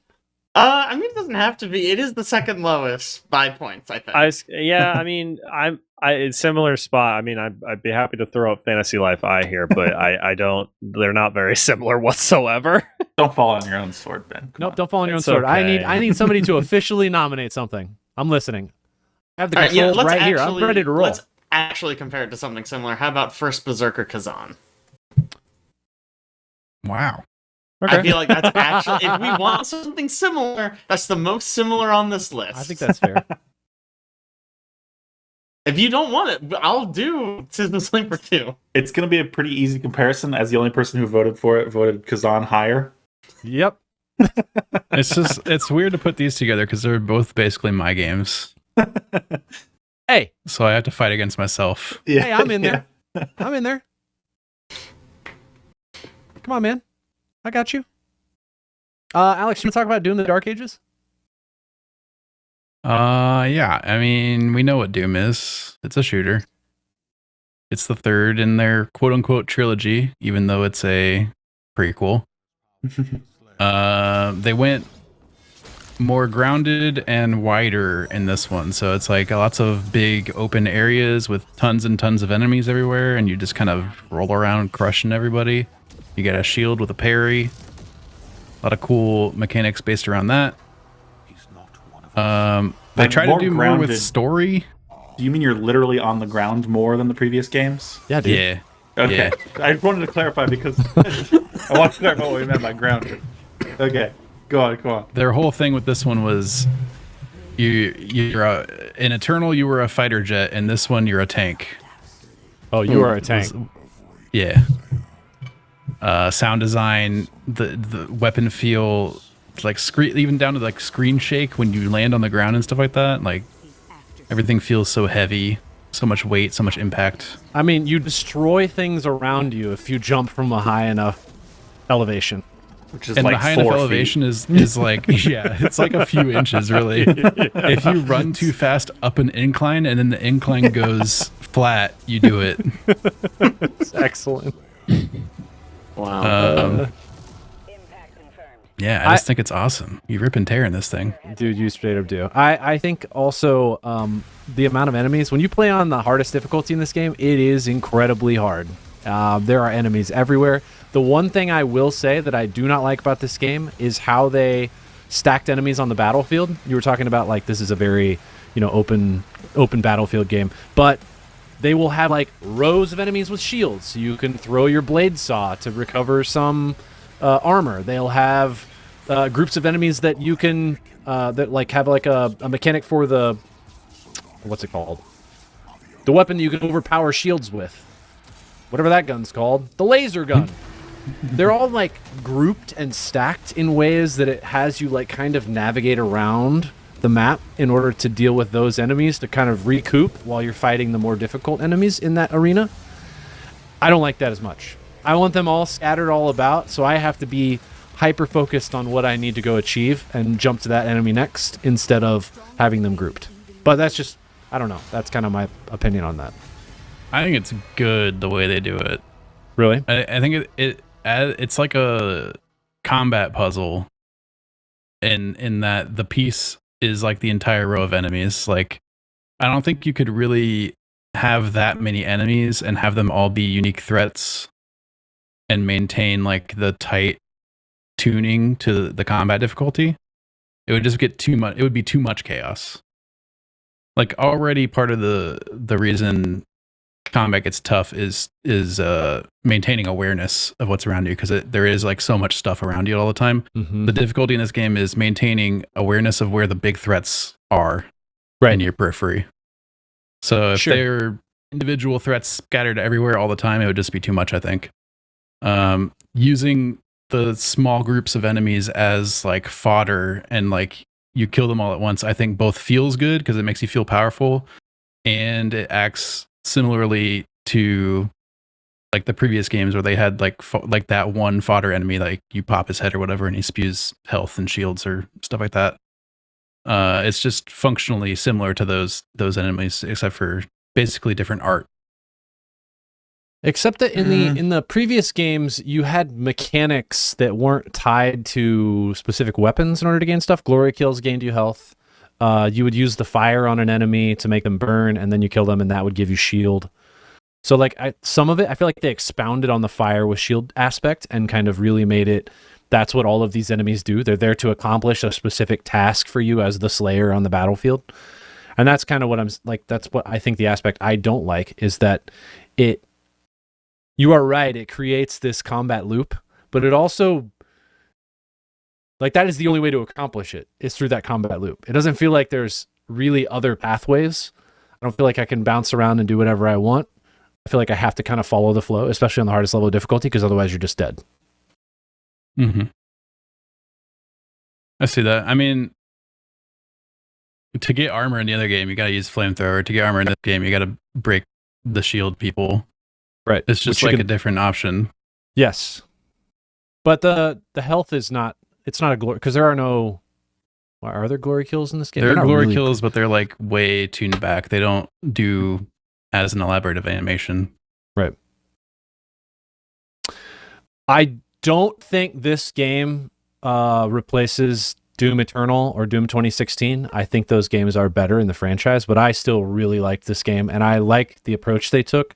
Rather than just iterating on Eternal and making it like higher flying, faster moving, like crazy fighter jet. I like that they went the tank route and you really feel heavy. And I also love that they did the mechs. I think they had that intention earlier on and maybe just didn't actually get to implement, but they did here, and I loved it. All right, Alex, you want to introduce your other game? Gonna make him do both. Yeah, we'll make him the first Berserker Kazan. Where's it at? Berserker. Got it. Nope. That's Hades. Spoiler. Spoiler. Spoiler. Is it? No, is it there? Yeah, I we don't know haven't where said it is. that it's on the list. Is our list secret? No. There it It's is. not More spoilers. We're just giving them all away. Jesus Christ. No. Well, more spoilers. We've already mentioned that one, I guess. I don't know what's We going did on in already this mention thing. that one. Wait. No. No, I don't know, guys. That one's It's still just- Hades, turns out. It's just I'm gonna have to look. Anyway, you can talk about it while I'm working this out. First Berserker Kazan, I was absolutely enthralled with this game earlier in the year. It is a Souls-like, but I think they've been most successful at marrying like the style of gameplay that like non-Souls action games do, like more like a character action game almost, like that Sort of. style of combat. Like a Neo. I guess Neo's a bit faster. I was thinking more like God of War or like maybe even Devil May Cry Devil or May something like Cry. that. Where it has like the flashy, fast, like more acrobatic in some cases combat, but this game still maintains like the stamina meter and like attack patterns from enemies they have to learn and that kind of thing. And the difficulty that is associated with Souls type games. And it works so well. I think it nails exactly what it's going for. And Ben Starr is the main voice actor, and I love him. And I don't know, like the cool like cell shaded sort of anime style, I think works super well with the gory themes that they're going for here, and the story actually is like super good. Yep. And I think they made a really good choice limiting combat to just 3 weapons, but really going in depth on like making Skill builds trees with for those them. 3 weapons and skill trees. Yeah, It's really cool. Yeah. the parry's really really good. Nexon made it. Sorry. Yeah, Nexon. Isn't Just it- coming out of nowhere. This is Isn't a it technically like fighter a, universe. yes, yeah, Yep. it's a spin-off of like a fighting game of theirs, right? Yeah, Dungeon Dungeon Fighter. Fighter. What Which a I didn't bad even name. know, I think, until like after I finished this game. It's definitely got Right. a little bit of fighter DNA in it for sure. Right. Combos. It like the game itself it's really cool. I love the boss fights in this game. I think they are super fine tuned. They feel really, really good. This game for what it is, I felt like even day one, I did not have any problems with this game at all. No bugs, no real issues. It was great. Is that a cat? This is a cat.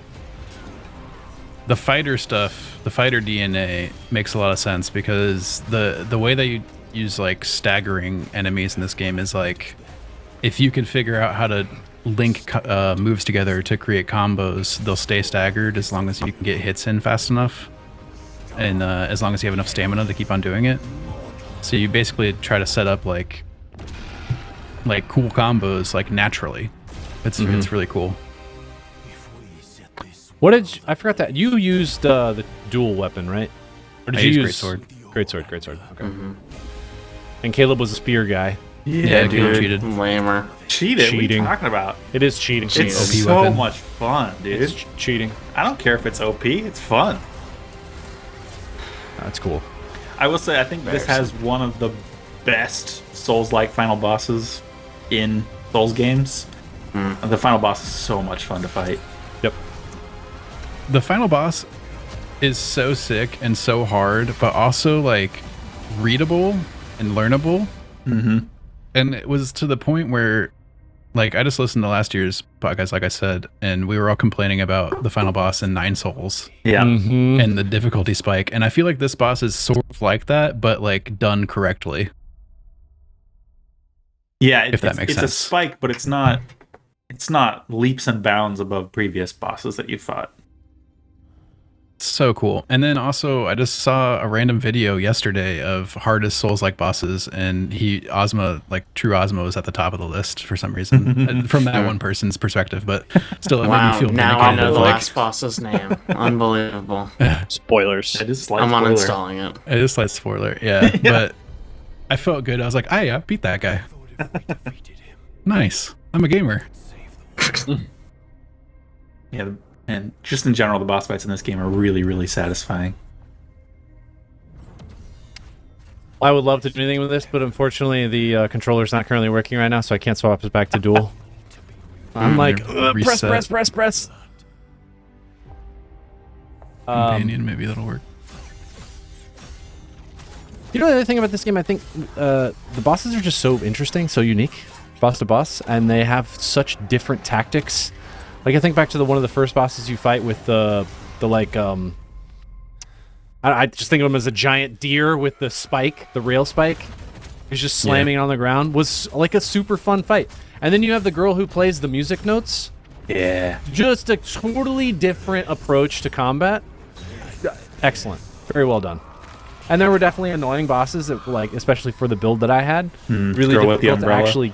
Dude, so hard to even get to, let alone, break her stamina bar. But a really, really, a very cool game. Hey, thanks, Alec. You fixed it. I appreciate it. All right. I think it's voting time. What are we putting at the 10th slot? We'll start with Alex. Alex? Kazan is my vote. To go at the bottom?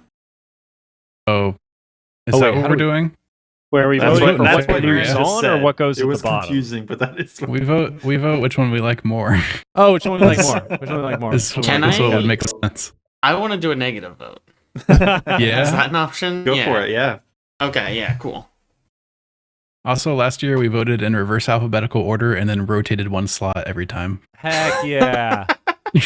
That is the most sane way of doing I it. mean, we can keep doing that. All right, Jake, what are you voting for? I mean, I gotta give it to Kazan because I did not play Doom the Dark Ages. Jake? No one has it on Steam. Yeah, Doom the Dark Age didn't do it for me. Kazan did. Ben? Should I vote if I haven't played either of them? You don't need to. We you. definitely have it in the family share, don't we? No, I know I could play both of them. I just haven't. Not Dark Uh, Ages. Oh, What'd okay. you say? Oh, we don't? Okay. No, people play it on Game Pass. Yeah. Oh, that's right. I'll go first Berserker Kazan. Heck yeah. Alex? Sweet. It's Kazan. Everybody's Yeah, voting it's Kazan. Kazan. It's Yeah. Kazan. All right, we will officially put Doom the Dark Ages at Can I change number my vote? 10.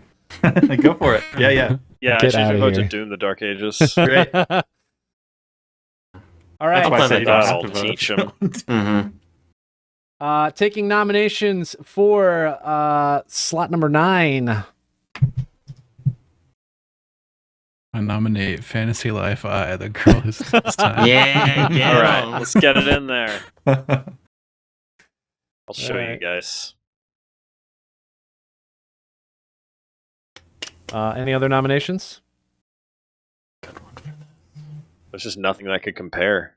That is somehow game art I have never seen before. Man. It's crazy. What? You have so much time in this game. Isn't that like the box art? No, that character's a motorcycle. There's no motorcycles in this game. What? Is there not? No. Is it just wrong art? It might be wrong art. Unless that's from like the first game. This is technically a sequel, but it says Fantasy Life I. I don't know. The rest of the background looks accurate. It's just a guy on a motorcycle. I don't know. It's very confusing. That is actually, I think, a character I recognize from the game. Nominations? I mean, do we actually do Citizen Sleeper 2 now? Sure can. I'm not sure what else fits well here. All right. Ben, do you want to talk about your game? Sure, I'll talk about Fantasy Life I. So, Fantasy Life I is a RPG that follows you. Basically, the core mechanic is you can kind of time travel between 3 main areas. There is an open world area, there's a base building area, and then there's a more kind of adventure-y area that's less open world, is the best way I could describe it. The core gameplay mechanic is they call them lives, but basically you have multiple different classes that you can level up, and each class has its own skill tree. You've got your combat classes. There's like a paladin guy, there's archer, there's a two-hand sword guy, and then Sword guy. Yeah, two-hand sword guy. I love Well, his Guy. class name is Guys. mercenary, but that tells you nothing. True. But then it's mercenary, hunter, and paladin. Sorry, there's also a mage class. Excuse me. Then you've got your gathering classes, which they're all about like gathering resources. You've got a miner, you've got a woodcutter, you've got a fishing class, and a farming class, and then you've got a bunch of crafting classes. And the game's very much based around all of the classes kind of feed into each other. You know, you need to level up your crafting to make better gear for your combat classes, which you need to do in order to fight enemies that drop items you can use for crafting. You also need to gather items, the gathering classes, to craft better gear.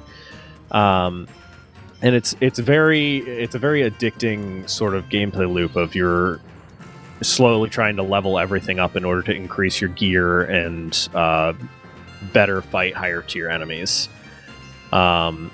It's showing right now you've got a bunch of NPCs you can grab into a party, and you can equip them with gear also.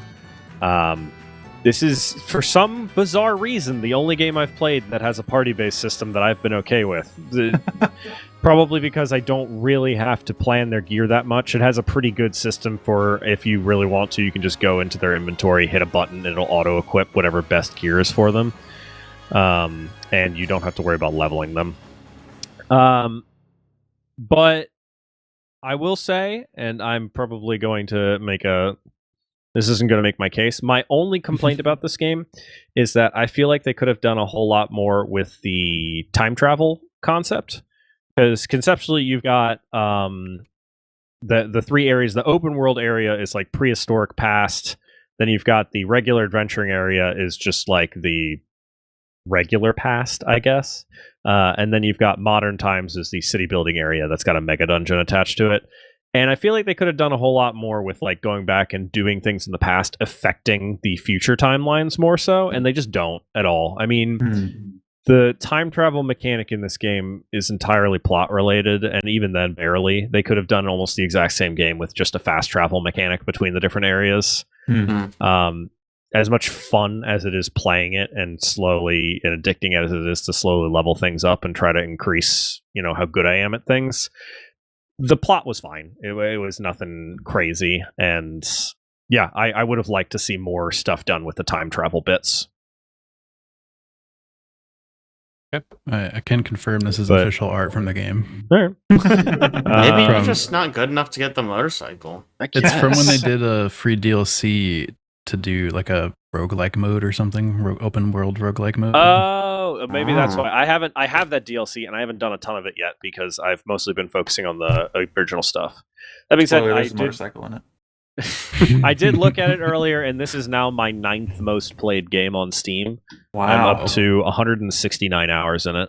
Nice. Right behind ATO. Nice. It is right behind ATO, weirdly close. No, sorry, not quite right behind ATO. Excuse me. It is. I have 169 hours in Fantasy Life I, and then 169.6 hours in Stardew Valley. Oh wow! Then This ATO is up jumps there with Stardew? That's Yeah. crazy. That is and pretty then- crazy. ATO's got me at 228 after that. But Wow. it's I love it. Caleb, you want to talk about Citizen Sleeper? I think I I should can leave it too. to you. Actually, yeah. Sure, I can talk about it. Yeah, let me just navigate this whole thing. Yep, give me a second. All right, got it. Citizen Sleeper 2 Starward Vector is the sequel to Citizen Sleeper. What? It came out, I know, crazy. That's why they called it that.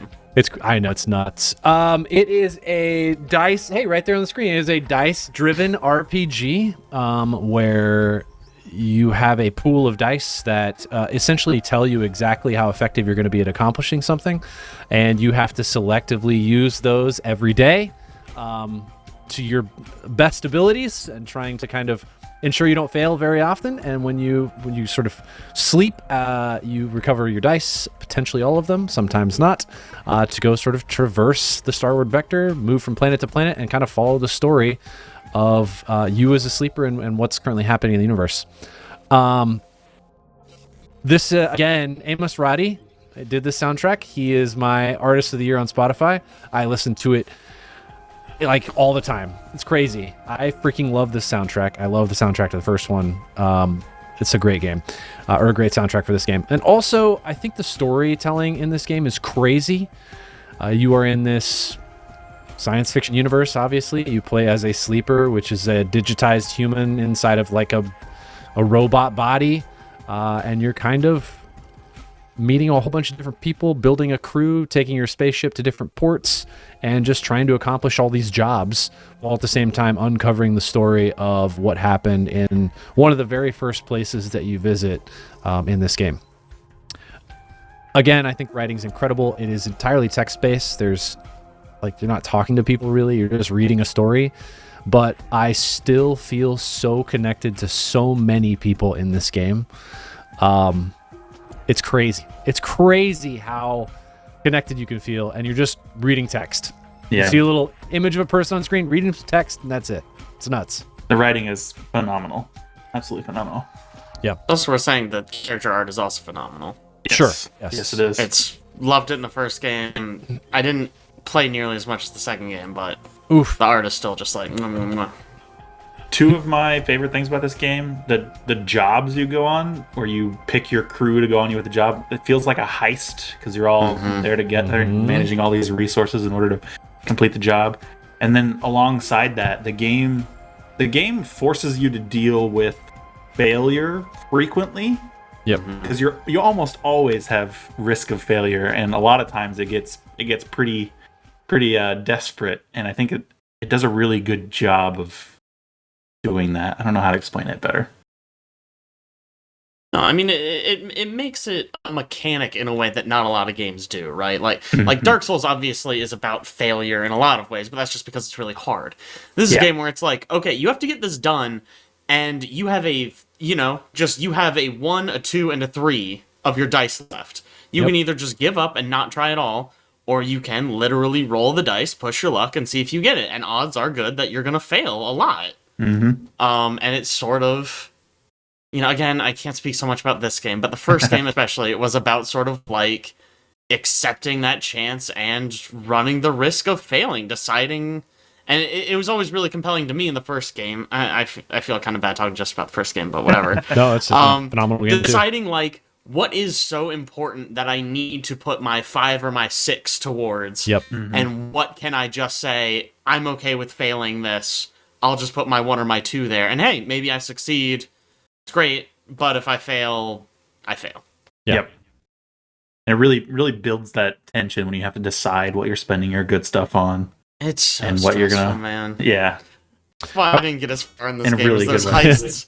There were so many times where I was like on a mission. It's like, okay, you have a 2, a 3, and a 3. What are you gonna do? And I'm like, well, everyone's bad at everything. Yeah. I guess I'm just gonna die.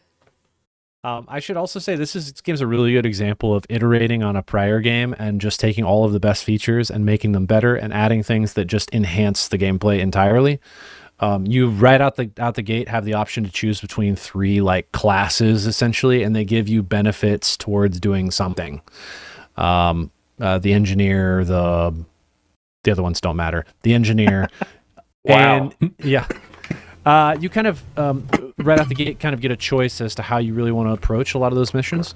On top of that, they've added glitched dice, which is kind of like this. You don't know what you're going to end up with. It's just kind of like I don't know. It's a chance. They're very risky, right? Aren't they just 50-50 on total success or total failure? Yep.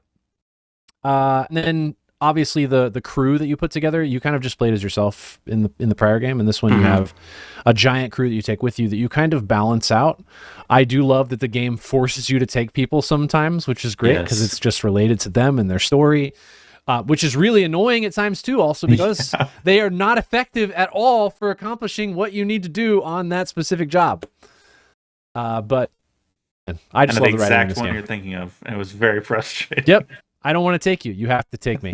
Why do I have to take you? I know you're not going to be good. I know what we have to do on this mission. You are not good at those things. Yeah. You have to take me. Okay. It's just like doing a podcast with Caleb. Wow. And we gotta talk and be charming. No, and that's not. Get him. Get So him. rude.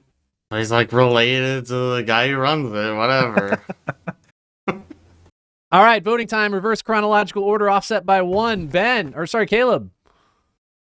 Reverse chronological order? Reverse Chronological, chronological. Reverse alphabetical. Alphabetical is what I meant. I mean, I love Citizen Sleeper. Yeah. Ben? Yeah, Fantasy Life High. No shock there. Alex? Technically, I didn't play either of these. Oh, you don't I have to voted vote. on yours where I didn't play either of them. What do you mean technically? You What don't does have to technically vote. mean? You don't have to vote. Technically means I didn't play either. I really wanted to play Citizen Sleeper. I just somehow never got to it. I did start playing the DLC of the first game that I never got to this year, intending to follow that up with 2, and just never got there. DLC's so good. Yeah, DLC's good. I would 100% probably vote Citizen Sleeper if I 100% probably Played them. vote That's fair. Citizen Sleeper. Works 100% 60% of the time, every time. Didn't play it. Technically, I I've didn't never play had either of somebody them. 100% hedge probably. I've never heard somebody hedge so much when Jesus also saying Christ. that he would 100% do something. Citizen Sleeper for me. Yeah, I mean, I only played Yes. Citizen Sleeper. I didn't play a lot of it even, but I played more of it than Fantasy Life. I do want to check out Fantasy Life for whatever that's worth. Fantasy. It's fun. I think it really comes into its own in the end game content, but it's very entertaining. I'd say it's worth putting a couple hours in to see if it's up your alley. All right, nominations for the 8th best game of the year. I'm gonna start crossing stuff off of our list. Oh, thank Not you. that That's one. helpful. I already fucked up. Yep. First one you did. Mm-hmm. I feel like I always nominate. I'll let someone else go. Let's talk about Split Fiction. Ooh, good All right. choice.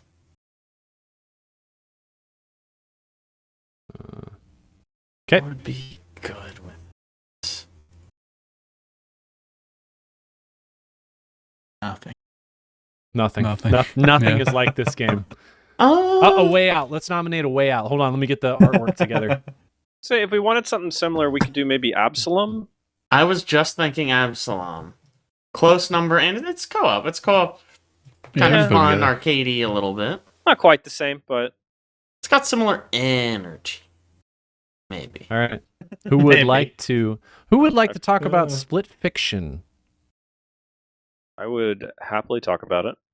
Go for it. Let's do it. Do it. Split Fiction is a co-op adventure game. Action adventure, I guess. I'm never clear on the two. Specifically, only 2 players, though, and really, you should play it with exactly 2 players. Do not try to single play this if it is possible. Can you? I don't know. Two I thought you could controllers. play- So. I thought you could play It Takes Two single player, which is why I hedged it.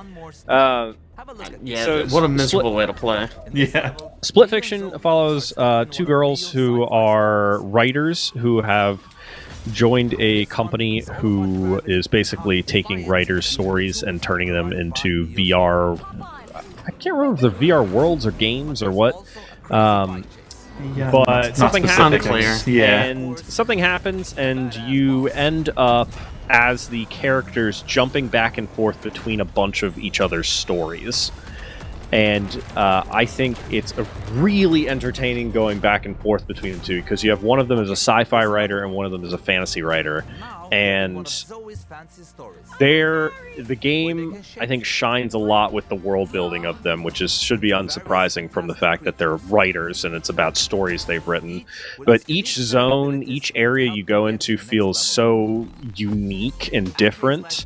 The mechanics are completely different, but even barring that, I think it could have been really easy to just have different fantasy areas with different mechanics. But even just the world building, it feels like you're in different worlds every time you jump back and forth. And the worlds themselves have a lot of impact on. It explains the characters through Absolutely. their writing. Yeah. And throughout the course of the game, you're learning more about the characters and their personalities and their stories and why they write the way they do. And like Caleb says, it's really it's a reflection on them as people what they're writing. I love just like think about that for 1 second. Like you're learning their stories. When you get to the sort of end game component of this, and you learn like the one thing that's really digging at them, that really is like holding them back. It's funny how dramatically different one is from the other. Because one of them is just like you're fighting your own internal self, like anger and frustration and hatred, and the other one's like, oh, I accidentally helped Spoilers. maybe possibly do something We're terrible. spoiling it. Just We've say all played it. that was a warning to other people. Okay, listening. yes. That's Turn off spoilers. the podcast. Go home. Spoilers. Finish this game. I think mechanically it's so fun, and it does a good job of also, in its 2-player game, just in each zone giving each player a slightly different power set, which makes it makes it. I'm trying to think how to phrase this. It does a good job of making it so that you can't just have one person carrying the whole thing. Like it forces you to work together in ways that are very entertaining, and you're going at it in different ways. I was just talking to, I played through the whole game with my wife Liz, and I was just talking to her about it earlier today, and we were saying we want to actually go do a second playthrough where we each play as each other's character. Yeah, That's a good so idea. we can try out some of the other mechanics, and also just so we can go back and see some of those earlier stories, knowing some of the stuff that was revealed at the end, and kind of looking at it in a different light now that we know some of that. This was great. I actually thought this was likely going to be my game of the year until other stuff came out that I got more into later. Yeah. Ran into the same problem that we mentioned earlier, that it got released, I think, pretty early in the year. It's like March, maybe. Yeah. It was great. I played their previous game, It Takes Two. I think they took what was great about that game and they improved it significantly. I think the only other thing I'd say is, I talked about this before. It Takes Two.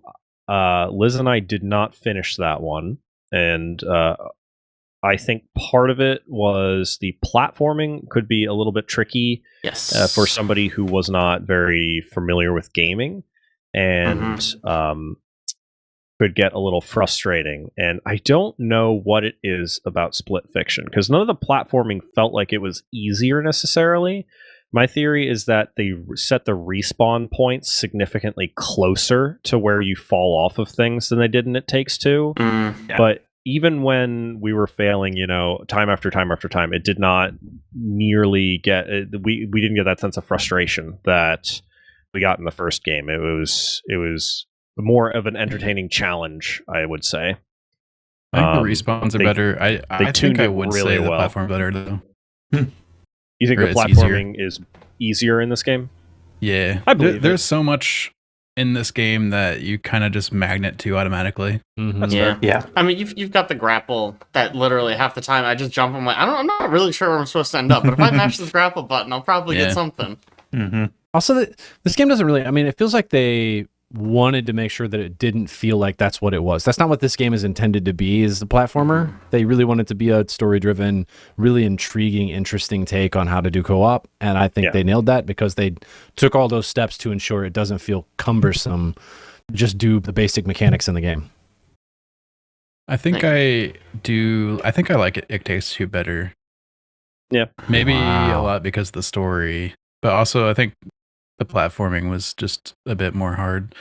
But I do think the story in It Takes Two is more impactful than Guys, Split Fictions. more impactful than this giant company that had built this virtual machine to steal the story ideas from... Evil! Yeah. more impactful than Dark Mio. Like, come on. Yeah, Dark Mio, dude. Gosh. I do. There's two things I want to say about this game. One, this game does not slow down. It is like a mile a minute. It moves so fast from like cool idea to cool idea to cool idea, and I love that for it. It feels like you're always doing a new mechanic, or even just like there's like sequences, and you just move constantly at a really good clip, and it keeps it really engaging and fun. The other thing I wanted to say is that the ending of this game goes fucking sicko mode and does the coolest split screen co-op gameplay stuff I've ever seen in a game. Maybe some other games have done it, but I have certainly never experienced anything like it. It was really, really cool. That was what I was going to mention, was like that the ending sequence in this could put this game above It Takes Two just by itself, maybe. Wild. Yeah. Yep. It literally turns the split screen into a mechanic. That's crazy. Yeah, That's so cool. Yeah, the screens start moving. That's so mwah. I love that. It is, it is kind of wild that we haven't seen anything that's like similar to this. Split screen has been around since like the N64, and no game has ever like acknowledged. Well, Tell you what, to my knowledge, yeah. What's that? It's the You say the co-op Tomba too, shooter I swear to God. or the multiplayer shooter where everybody's invisible. Screen sheet. A screen Where you Oh, have to screen watch sheet. to That was fight. a really clever system. Yeah, sure, I that's a good loved point. that game. That's the only one I can think of, though. That's good. Good call. Love playing with that. Yeah. I guess I'm also just really surprised that no one has taken this concept of doing split screen co-op game the way that It Takes Two or Split Fiction, or even if you go back, A Way Out did, and try to iterate on that, because I feel like these guys are the only people doing something like this. Yeah. Kind of feels like it, yeah. I'm just excited for It Takes 3. Yeah, right. I bet most developers think this style of game is a big risk because trying to do the thing where you can get 2 people to play a game and that's required is kind of a big ask for a lot. But there's so many people in like multiplayer only games that are like, "Can I play the solo?" You go in the forums, and it's like, "Bro, this game is not for that." Yeah. I think there is a big market for this. I don't think it's ever going to be in the spot where it's like that. This sort of genre is going to be, up there with the massively multiplayer games or like the big single player RPGs. I mean, I think those are always going to be more popular because of what you say, Alex. But I think there's a pretty large untapped market of people who are be down for this. I mean, I am literally always looking for split screen co-op games to play because especially on PC, it's awful. It's an awful the amount of games that release a co-op mode or a split screen mode for console, and then when they port it to PC, they just remove it. It drives me insane. That's frustrating. Yep. But I think this is probably top of my list for the genre, and I think it fits a niche that not everyone, but a lot of people are looking for. Top of your list for the genre sounds so funny because in my mind there are 3 games in this genre. That is it. Period. End of story. I'm sure there's more. I by the genre, I would say this is probably it's one of my favorite co-op games. There's stuff I guess I'm like thinking of Biped. This is going to sound really silly, but it's in the mental genre of games I'm looking for that I can play with my wife. And it is at the top of that list, basically, of a game that is co-op, is fun for somebody who plays a lot of games, and somebody who does not play a lot of games can get similar enjoyment out of it. Sure. There's a lot of co-op games that I play with you guys that she would just not be into at all. And this is like heavily story driven instead of being like heavily platformer, like Unraveled or Ibn Ab or yeah, good call. Like those are really cool, and you're required to play 2-player, but they're also pretty difficult at times. It's not like this where you're kind of following a story. All right, who would like to talk about whatever you call this game? Absalom? I've heard people say Absalom. How do you actually pronounce this game? The lady in the trailer says Absalom. Absalom? Sure. That seems wrong. It's canon. She could be wrong. Could be. You never told know. us. Absalom is a beat 'em up that is also a roguelike and also can be played in co-op, 2-player co-op. I went into this game not really expecting a ton and was kind of blown away by mechanics and like the depth of the combat for being a beat 'em up and like co-op compatibility, like how you can sort of combo off of abilities that other people are getting, and just the amount of content and like stuff and events that will happen in areas that you go through that you've been through a dozen times, and then something brand new will happen suddenly and you're like, what the heck, I've never seen this before. That just constantly kept on happening, and just like the art style and music is phenomenal. It looks really pretty. The characters are really cool. Kind of got this dark fantasy vibe going on. And it's just a ton of fun. I just was really taken off guard by how much I enjoyed this game this year. When you fall in battle, the forbidden rituals of Mother I will add add in, which granted we didn't play a ton of it. I played this with Jake for several hours one night. I did really like the fact that, like Alex said, each run you do, like, you're going through the same areas, but there's slight changes a lot of the time. Or, like, you'll beat a boss, and the next time you go through the area, like, oh, there's, like, a new area open, or, like, the enemies have changed slightly, or there's a new hidden secret. Like, it made it interesting in a fun way that, for a roguelike, with keeping it feeling like it is roguelike. You're going through the same areas over and over again, but it changes things up in a way I have not seen before. I liked it a lot.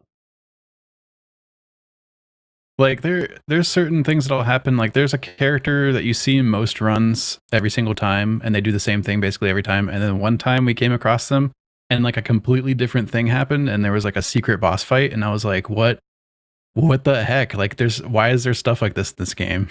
It seems like they put too much in it. It's some unnecessary like extra stuff that they just polished up in there. So cool.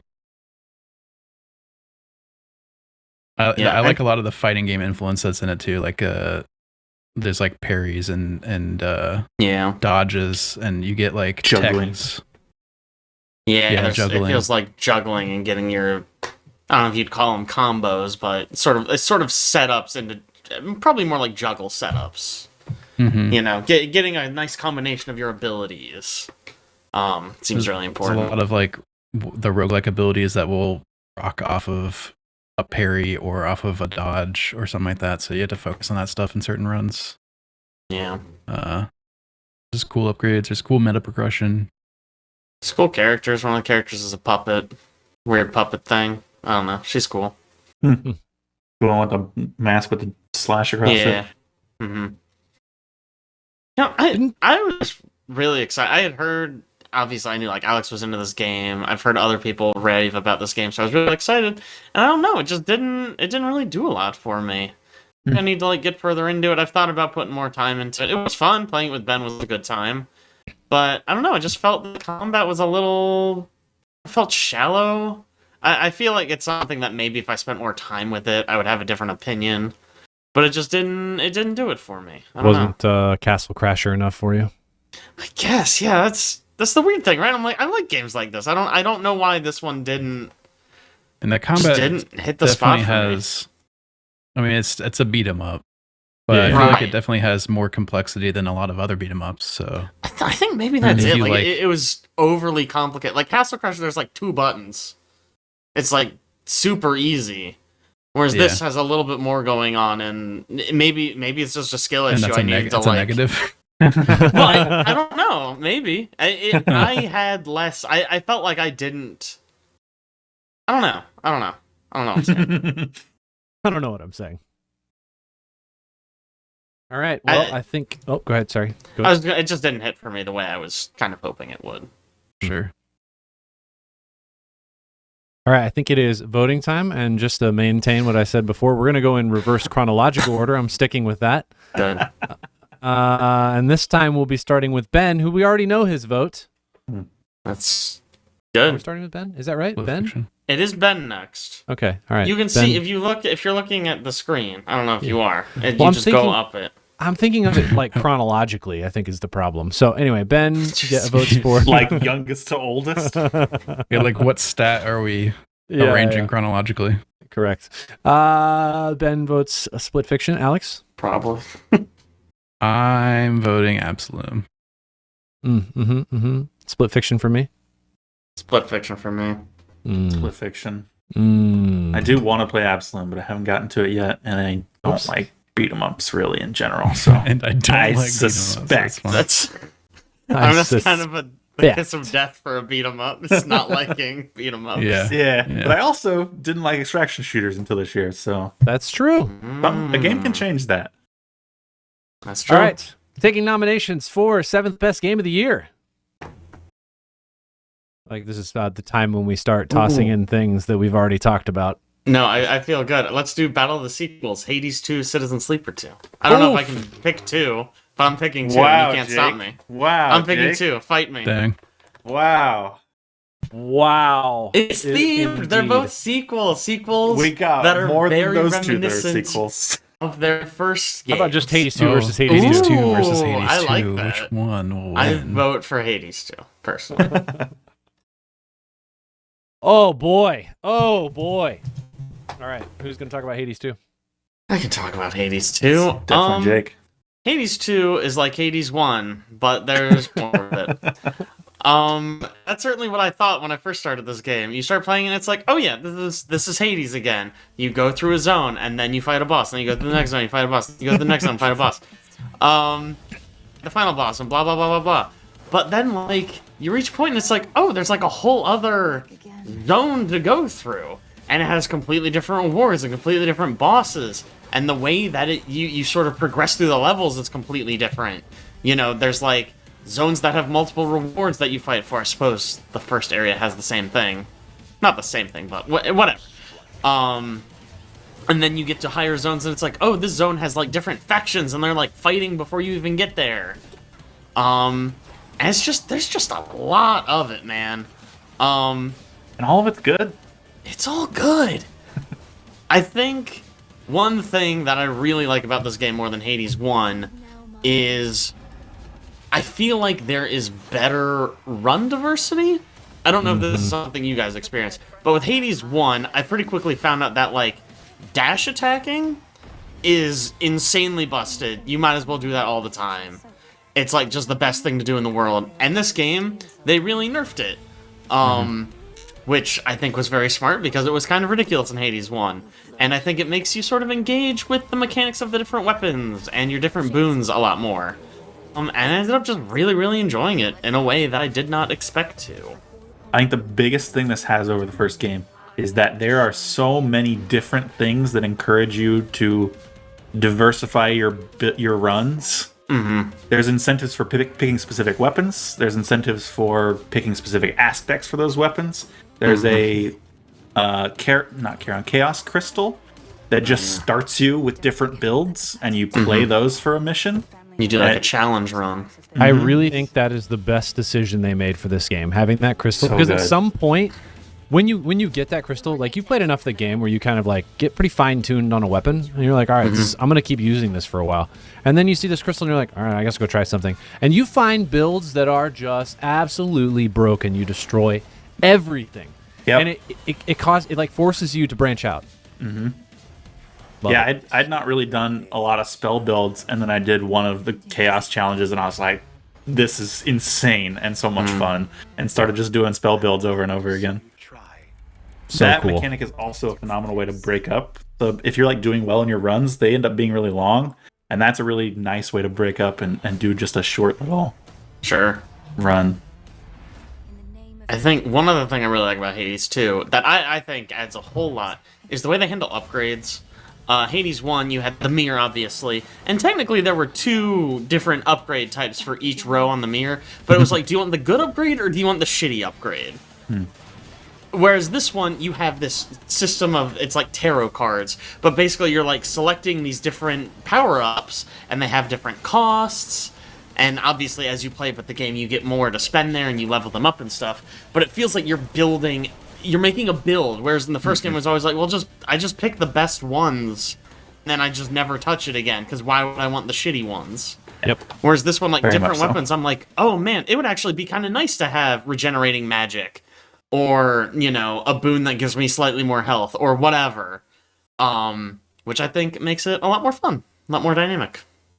I know some of us haven't gotten to the final aspects for all the weapons, but I think the final aspects for the weapons are completely change the way you use every weapon in like a huge way, not as the normal aspect way. Which the first game didn't really have that. It had the normal aspects, which they changed your run a little bit. But they weren't. Had hidden aspects as well. Were they as? I don't remember them being. They were not as crazy as these. different. Yeah. Okay. I mean, they there were is- crazy, but There is one in particular is like, I don't even, okay. I mean, it's just Yeah. so completely different than the base weapon. It's just like, The staff. You thinking about the staff? yes, it's Yeah. insane. Man, this game is so well done. I also love all of the characters in this game. I think, again, they do a great job of writing, and these characters are all interesting. They have really cool stories. I'm not like I'm not just like intrigued by one or two characters in the game. All of them have something that is really cool and really integral to the story, and it just it gives the story more depth, and it just like pulls you in. I love that about this game. The voice acting Nice. really brings the characters to life yes. Like sometimes I feel like there's too much writing. Sure. Like sometimes I'm just trying to freaking play the game, and then and I'm like, no, I gotta spend like 15 minutes talking to all sorts of people. And this, like, There is- I don't think you ever run into an issue with like repeated voice lines from anybody. Right? It's I crazy. just they so always much. had new stuff. I will. Okay, I want to talk a little bit things I didn't like. I know Aaron just said he liked all the characters. I don't think Malinois is that compelling. I think she's a little bit boring. Wow, Like, that's sexist. Look, Zagreus was always fun and funny, but his problem was like a teacher problem. He's running away from home. Yeah. He can be a little brat. The stakes are so low. The story in this one is Melina is trying to save her family and kind of the whole world. So, like, just by necessity, she needs to be, like, serious and goal-oriented. And I think a lot of times, I'm just like... I feel like she just says, like, the obvious thing. Like, what are you here for? Oh, well, I want to kill Kronos. Yeah, I know. I know you do. I get it. Zagreus would have been sarcastic about it and said something. Yeah, he would have been sassy. He would have had some fun with it. I just feel like Melina is not very fun. And then the frickin'... What's his name? Why can't I think of his name? Is it Odysseus? Oh, Odysseus. Yeah, he he's sucks. the worst. He is literally, I haven't finished the game, so maybe he has like a quest line later that's interesting. But every time I talk to him, I'm like, why are you here? Like, you don't do anything. You just stand here and you go like, oh, I knew this was my plan. I knew you would have to do that. And I'm like, did you? I feel like this was my plan, and I'm out doing it, and you're home doing nothing. Fucking idiot. I hate that. You're right. You're right. Me I like all spoiling the his characters except quest line? Odysseus. Do you mind my spoiling his quest line? I'll just validate that it's not good. Oh, good. He has a trinket like everyone does, and you have to take to different bosses, specifically Polyphemus and what's her name? The Siren, Scylla. Oh, Scylla. And Circe, the sorceress, because those all have interactions with Odysseus in the Odyssey, and so he talks to them through you, but none of it seems to matter really. And then he talks about his wife and child in a one-off sentence, and that's it. He's so boring. It's the worst. He's the worst character by far. The other thing I wanted to say about this game, it's another story thing, kind of. I don't know if you guys had this, and it's a little bit of a spoiler for like the other kind of alternate path you get, right? I'm like going through the down path, and like Hermes shows up and he's like, dude, we're getting our fucking asses beat. You gotta get to Olympus like now. And I'm like, okay, all right. So like 2 runs later, I go up to Olympus, I finally win, I get to the top, and they're like, oh, hey, Melinaway. Yep. Are you going home, or like, what are you doing? Like, get the fuck out of here. And I was like, are you kidding me? Yeah. I like busted my ass. I thought you would be like grateful or like give me something, and they're just pretty chill up there. Yeah, they're like, whatever, go home. Later they talk about it, they're like, we have a backup plan, we can just level the whole mountain. It's like, Yeah, what? right. Okay. What? Did you need me? Why did I come here? So weird. Yeah, a little bit Like, I feel like a little bit later the game gives you a good reason to go up there, like you need to get resources to do a thing so you can do a thing, blah blah blah blah blah. But at first they make it seem like it's so important, and then I go there and they're just like, you didn't need to come here, we're actually fine, I'm still sitting in my bedroom, everything's cool, and he's gonna come back. Like, you beat the final boss, he'll be back tomorrow. Who gives a shit? Yeah. Just a very weird decision there. I feel like a rare miss from these guys in the storytelling department. Yeah. Even Athena showing up to talk to you, she just obliterates everything on screen, and then she's like chill hanging out with you, and I'm like, you're fighting acting like that's so dangerous up here, and you just obliterate everything every time you show up. Like, I'll just go home if you guys don't need me. Like, that's fine. Yeah. I feel like that's why Dionysus is just chilling, doing what he's doing. He's like, Athena's on the mountain. It's everything's fine. Yeah, whatever. Yeah. What am I going to Enjoy do? anything else. One thing we haven't talked about, which is that the soundtrack in this game is made by maybe the best video game audio composers. One of the best for sure. Yeah, he might be the best. He might be the best, but he's one of the best for sure. Darren Korb. Darren Korb is insane. For the voice of Zagreus, which is crazy. He voices. I think he voices 2 other people in this one as well. Does he really? Oh man. Anyway, not important. Yeah, loved this game. I think it's excellent, and the soundtrack is just like the cherry on top. Oh yeah. Especially Scylla. I think. Oh yeah. Her songs are so and her good. songs are chef's kiss. Just getting to her level, and then you just hear her singing in the distance. It's lovely. Yep. Oh my god. He also does Skelly and Narcissus. Narcissus. Narcissus. Narcissus. That's hilarious. All right, it is voting time. Reverse chronological order. Alex, you're gonna be first. I'm going with it every time. It's Hades 2, baby. Yeah, it's Hades too. Hades too. I'm actually voting Citizen Sleeper too. Oh my god. Crazy. Yeah, I absolutely love the writing so much in Citizen Sleeper 2. I haven't played either, so I will withhold my vote. Okay. Doesn't matter. All right. Hades, I'm Great. gonna take it. I have at least played Hades 1. I haven't played Citizen Sleeper 1, so I'd probably vote Hades. But There it is. You'd probably like the Citizen Sleeper games. They're a little bit it's been on my list. TTRPG. Yeah, it's been on my inspired. list for a while. I have not. I just haven't checked them out yet. All right, nominations for the 6th best game of the year. Getting pretty thin up there, boys. Yeah. Let's see. All right. I think we got to put. I think we got to put First Berserker here.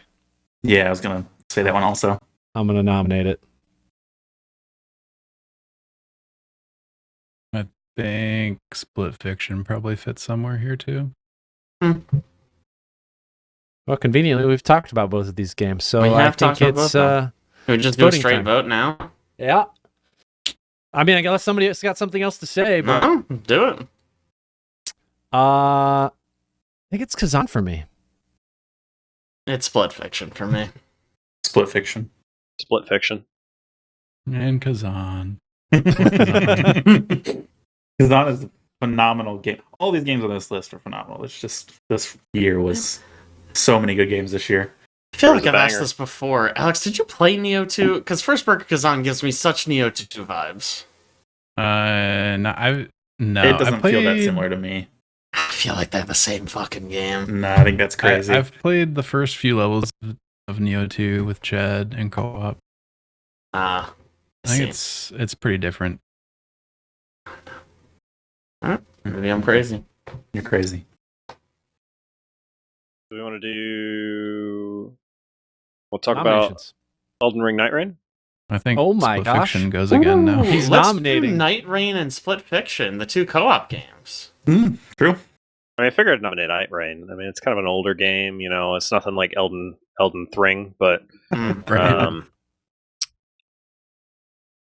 Ben, you want to talk I'll about Night Rain let then? somebody else talk about it. You know. That's very Yeah. noble of you. Yeah. Yeah, I can talk about it. Hey, it's back, baby. Jake, I'll have you know, I have actually Dang played it. Elden Ring Night Rain. Thank you very much. Did you? It's true. Yeah, I did one run. We Wow. almost beat the big thing at the end. Did we? Mm. Wow. It was, I pretty close. I was in that. Yeah, yeah. I was in Yeah. that. You got it down to pretty low I health. think I remember you saying that you were surprised how enjoyable it was. Yeah. Because you just expected to not like it at all. Yeah, yeah. Wait, what'd you say? I thought you're like expected to not like it at all, and I you're did, actually yeah. it's like pretty okay. I was surprisingly happy with it. My only complaint was I had no idea what was going on because I was just following everybody else around the old time. They were just like, we're going here now. I'm just like, I don't okay. That's how the first few runs are. That's how part it of the is. joy of it. It's just But Caleb it just was, I navigates. did enjoy it. Till every shred of I First did few enjoy runs? the game. I wanted to do. Yeah. I definitely would have been down for playing it some more. Just didn't happen. Dude, I haven't stopped playing it. Yeah. If you want to play more, just hit me up. There's Yeah, a problem. Caleb will Every time gladly I'm tell you like, where to go. man, we finally have some time. Everybody's free. We can do a co-op game. I'm like, or instead of Elden Ring Night Rain, play some Across the Obelisk. Guys, I want you to know I have 6 hours in this game and half the achievements. Wow. Nice So when you job. say Yeah. the first couple runs are like that, no. The entire time you play with people who played this game, runs are like that. I've Really? stopped navigating in our group. Jake does most Oh, navigating wow. now. Forcing somebody else to do it, huh? Mhm. We lose a lot. Wow, you guys have a lot of hours in this game. Holy Yeah, cow. dude. Good freaking game. Caleb, you Damn. wanna- you All right, wanna hit intro me this up. game? Yeah. I'll hit you. So Night Rain, Elden Ring Night Rain, obviously a spin-off of Elden Ring. It is a 3-player co-op Souls-like experience, also a roguelike experience. Best number of players. Heck yeah. Get to the point. the three of you drop in on the map is more or less the same every time, excluding something that I'll mention later. But you drop in a random spot on this map, and basically you're going around to different enemy camps, fighting enemies to gain souls, to level up, fighting bosses so that they drop these little orbs, I forget what they call them, but they drop special abilities that'll like increase your damage after you critically hit somebody, or give you more defense against a specific elemental type or something like that. All those are roguelike elements. And then halfway through the first day, a ring appears on the map, narrows down just like your typical battle royale. You got to try to stay inside of it or take a bunch of extra damage. And then it'll narrow down to one specific spot where a boss will spawn for the night. You fight the boss, get new abilities, and then you repeat on day 2. The map opens back up. Everything you already did is still, all the camps you cleared and everything are still cleared. So you go around to different places on the map and do it all over again a second time. And then after you beat the boss of the second night, you go to a special realm that has one of the Night Lords for you to fight. And those are the kind of end-all, be-all bosses for Night Rain. There are something like 10 of them now, I think. Around there. It's probably close. Around there. All very, very unique. All of them built around co-op. Maybe not all of them, but most of them built around co-op. The very first one you fight is called Cephalus. He's a wolf that during the fight splits into 3 wolves, and you basically each fight one on your own for a little while. Really, really cool the way they built these bosses around co-op. And then they've been updating this game like crazy. They now have, what are they called? They're like enhanced versions of the Night Lords. I forget what they're called right now. Everdark Sovereigns. Everdark Sovereigns. Yes. The Night Lords instead start out in Phase 2 and now have a new Phase 3 that is way more difficult. Yeah, It's just busted, nuts. honestly. And it's always new mechanics.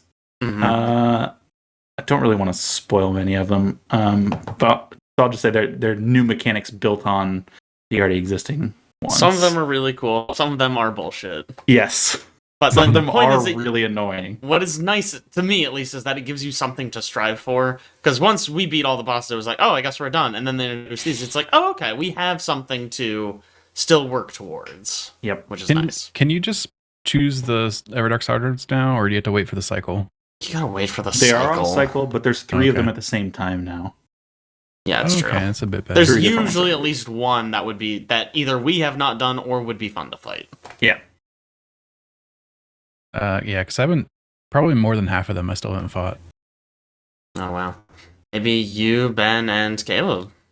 Or Aaron. Ooh, the rookie squad. Yeah, get in there. I like that. Aaron, unfortunately, I think had like the worst experience with this game just because he played with experienced people and we kind of one-shot bosses. the first few, we just played like some rounds and went down the boss list and just we were one-shotting them one after another. Yeah. We were like, It's oh, true. this boss, this is like the most attempts we took to beat this one shot. I'm like, oh, okay, never mind. My Yeah. God. Good game. One thing that I think is brilliant about this game is, so obviously Elden Ring, you build your character, it's an RPG. But in this, you still get your character powerful, but you're picking from a list of characters, and they each sort of embody a different build that you could do in base Elden Ring. So you have like the tanky character who uses a great shield, you have the spellcaster, you have the sort of like ninja type character who like parries and hits really fast and maybe like dual wields weapons. You have the character who like uses magic and daggers. And it gives like I feel like it gives like a really good representation of what those classes are like, what's fun about them from base Elden Ring, without necessarily having to spend 200 hours playing Elden Ring again. You just kind of get it. You get to the fun part in this multiplayer game, which I think is great. I think it was a really smart choice. It's also worth mentioning that the game is way faster paced than base Night Oh my Rain, God, or base yes. Elden Ring, rather. You can sprint, you can basically climb up mountains, which is, man, Yeah. after playing this, it is really hard to go back to base Elden Ring. Because you just Yeah. run in a mountain, you're like, okay, I'm just going to scale this real quick, and then it's like, oh, fuck, I can't. And then you jump off a cliff, because in this game there's no fall damage, and in Elden Ring, there definitely is. Yeah.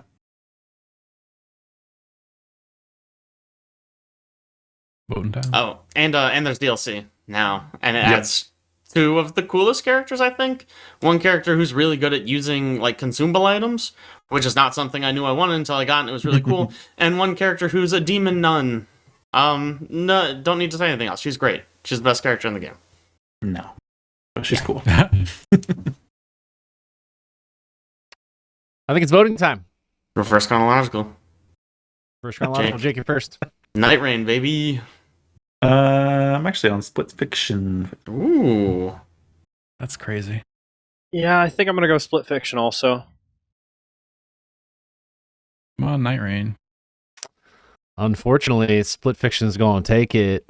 No. Wow. See you, Night Rain. That's because I know Elden Ring's coming out, so I don't need it here. Caleb You know? picking Split Fiction is so surprising. How many hours he If has in it Night wasn't Rain. for the last 10% of Split Fiction. Hey, you know why you picked it? I would It's pick because Night it's a Rain, better but- game. There it is. You can tell because it's higher up on the Game of the Year Oh, list. man. Oh, Okay, man. It's big boy time. Yeah, now it gets hard. Yeah. Yep. Night Rain, there we go. I think it's gotta be Hades 2 Split Fiction, right? Yeah, do we even... Probably. Yeah, we can Gotta probably be. just go I mean, straight the other to two I voting think on are so this. clearly 1 and 2. Yeah. I would agree. Maybe not everyone agrees, but... There it is. There it is. I mean, I would actually propose this is literally just 3 and 4, and then we can just talk 1 and 2, unless anyone objects to it. Yeah, I'm fine with Split Fiction 3, Hades 4. Mm-hmm. Ben objects. Hades 2 is I don't just know, more but- Hades. Whatever. It's the same game as before. Split Fiction is just It Takes Two, but Absolutely more. What are we not. doing? Completely different. I will let it pass because I don't think there's any way that Hades is getting to 2, but I put it at my number 2.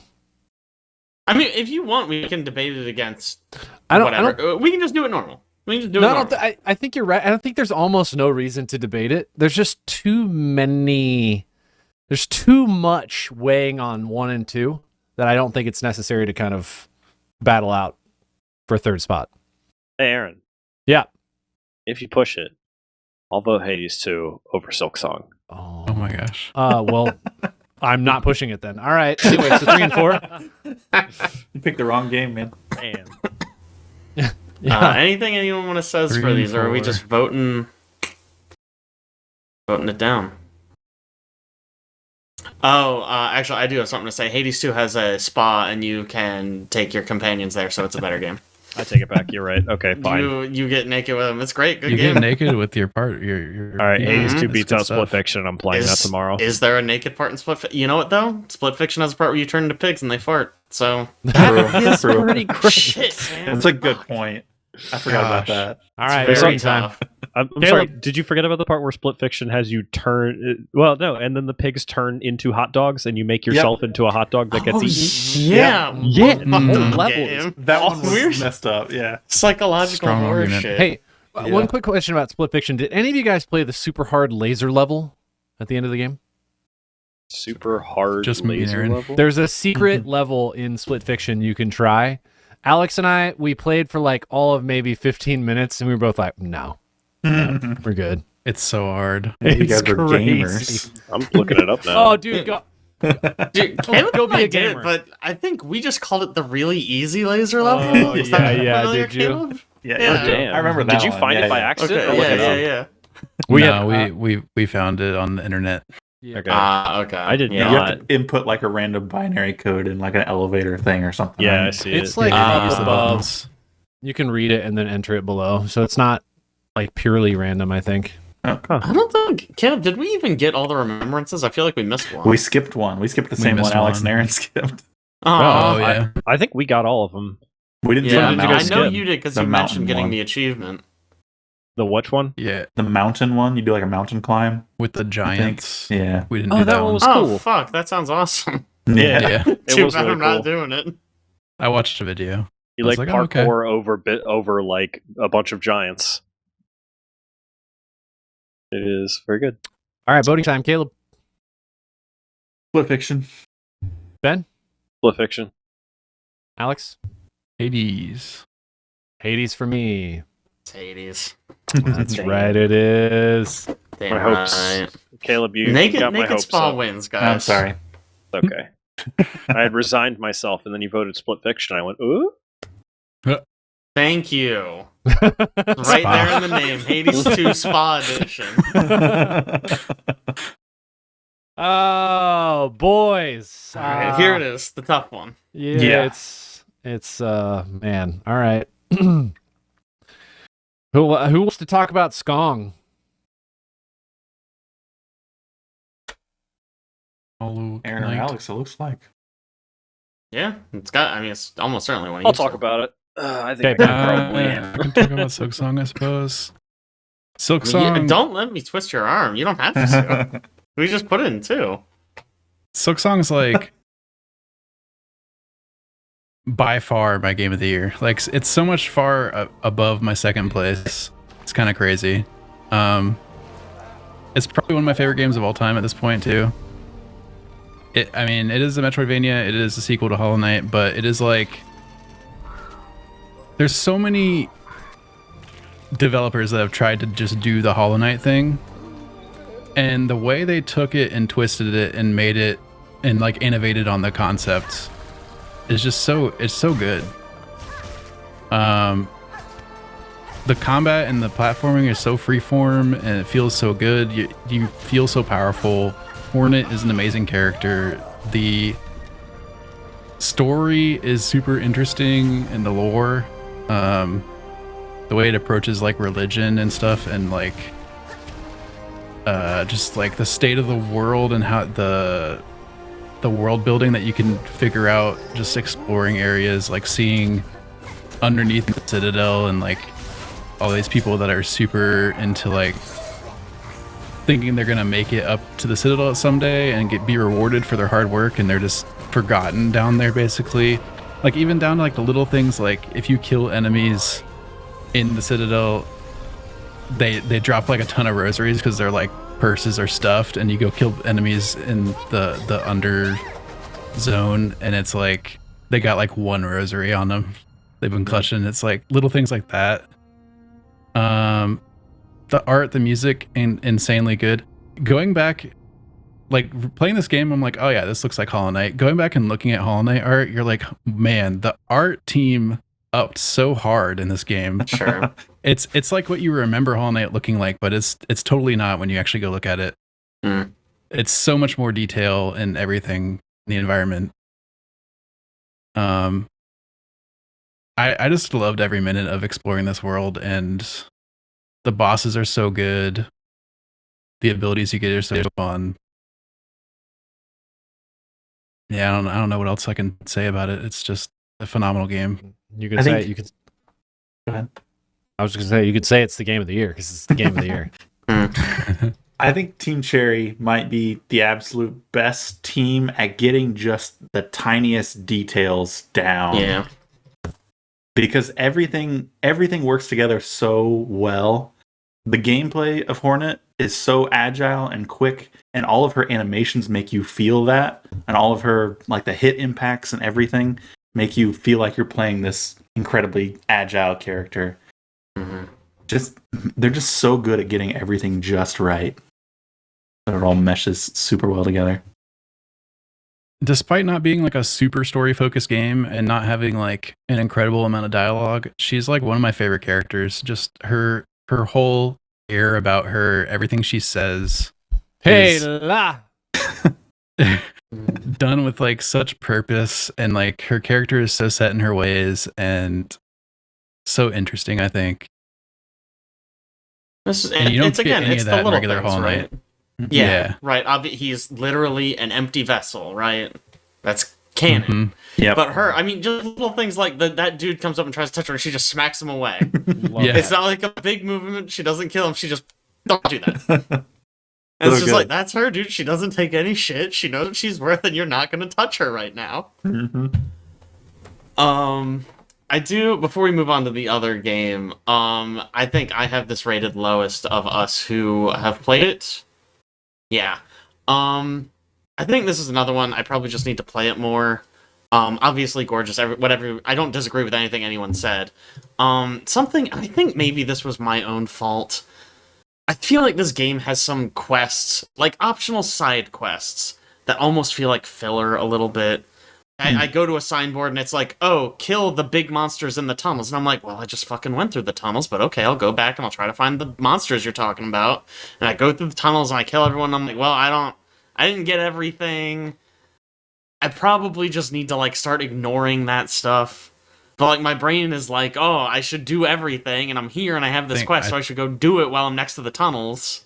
I think you should do it. I don't know, man. I really thought it was boring. I didn't like it. Like, I was just like, I'm searching these tunnels for these monsters I've killed before. And I'm going to do it, and at the end, they're going to be like, oh, great, here's 10 rosaries. I'm going to go, well, fuck. I don't know, man. It feels like filler to me. Yeah. Some of them are a little annoying to do because like you said, you've been through those areas, you fought those enemies. Mm-hmm. Why do I have to go fight 20 of these guys to see which ones drop this special needle I need? Right, or where it's like, oh, kill all the people in that hall, and it's like, well, I've already been through that hall, so I can just go through and kill them all. It's easy, it's nothing, but I do have to walk all the way over there, kill them all, and then walk all the way back. Yeah. Like, I know it's silly to complain about side content, and it's my own fault for fucking doing it. I should have just, like, stopped when I realized I wasn't enjoying it. Well, there are some issues with that, though, because intermixed in those quests are some really unique ones with unique enemies. And I believe you have to do all of them to get the true ending. The quote-unquote true ending? Yeah. Okay. I don't think you necessarily need every single one, but it's most of them. It's most of them. It is. And I don't know. I mean, I reckon I didn't play nearly as much of this game as I should have. I didn't make it past Act 1. Very early. I think you've played the worst part of the game. Is what you've great, played. Good. Okay, cool. Yeah. Like by far. Worst part of the game. I mean, man, it's still it's still excellent. It's still good. I would not. I mean, it was still on my list. It just wasn't as high as you guys. It's an amazing game. It just stuff like that, and also there's a pretty steep difficulty curve, which like I was going to talk about that. Yeah, I love difficult games, but there are some times where it gets annoying.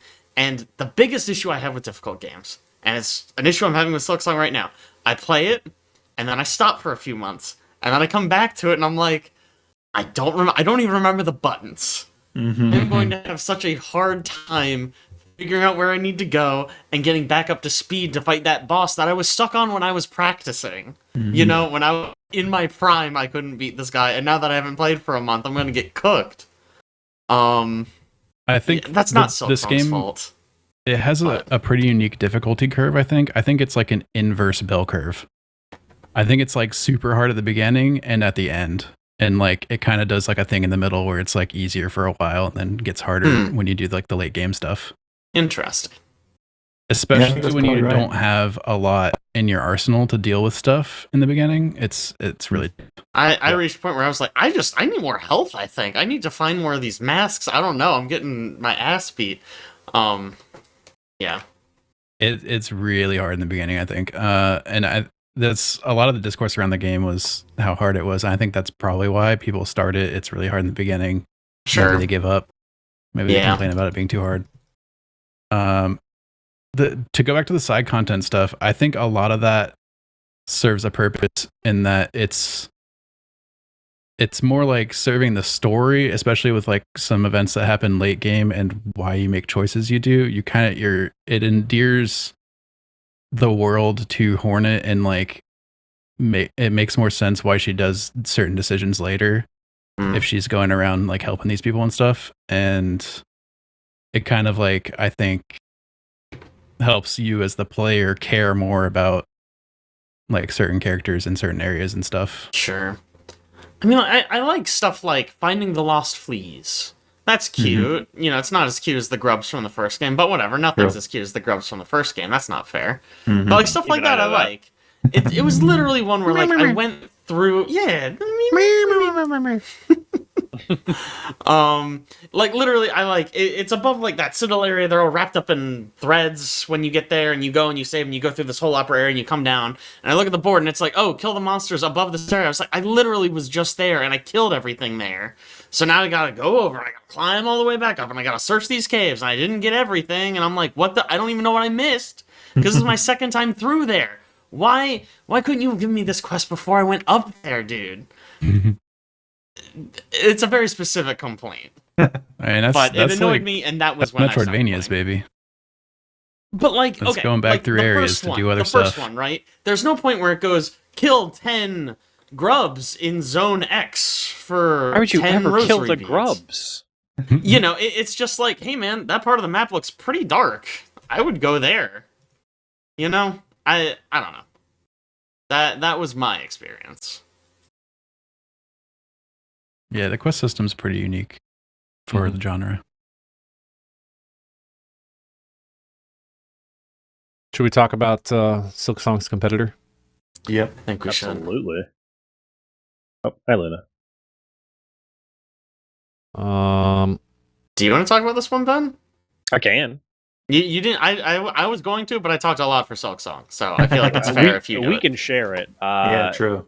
Expedition 33 has, I think, some of the wildest and coolest world building of any game I've ever played. Like, it is so unlike anything I've played before in a good way. It's immediately engaging.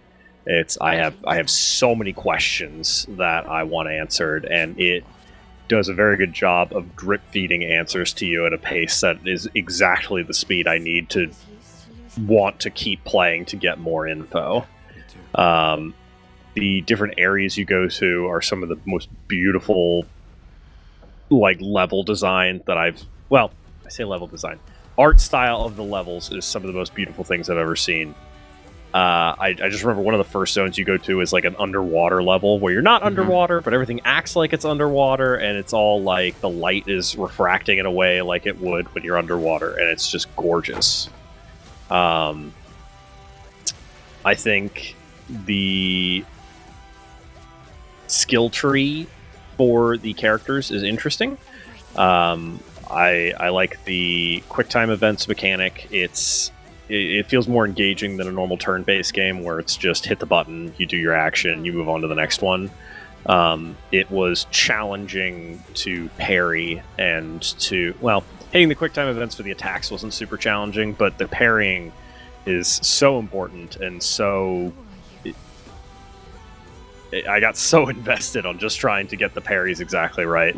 I got really annoyed. Satisfying too. I got really stubborn about this game, and I think I mentioned it originally, but at the very beginning of the game, they go, you can dodge, which is easier, or you can parry, which is harder, in which case, if you perfect parry, you attack back. And I went, cool, I'm just not dodging the whole game. And then I proceeded to bang my head into the wall for the first, 10 hours until I finally figured out how parrying worked. And at no point was I frustrated. Well, maybe minorly frustrated by it, but at no point was I like, I need to put this down. I don't know. This is not only, in my opinion, my game of the year. This might be my favorite game I have ever played, period.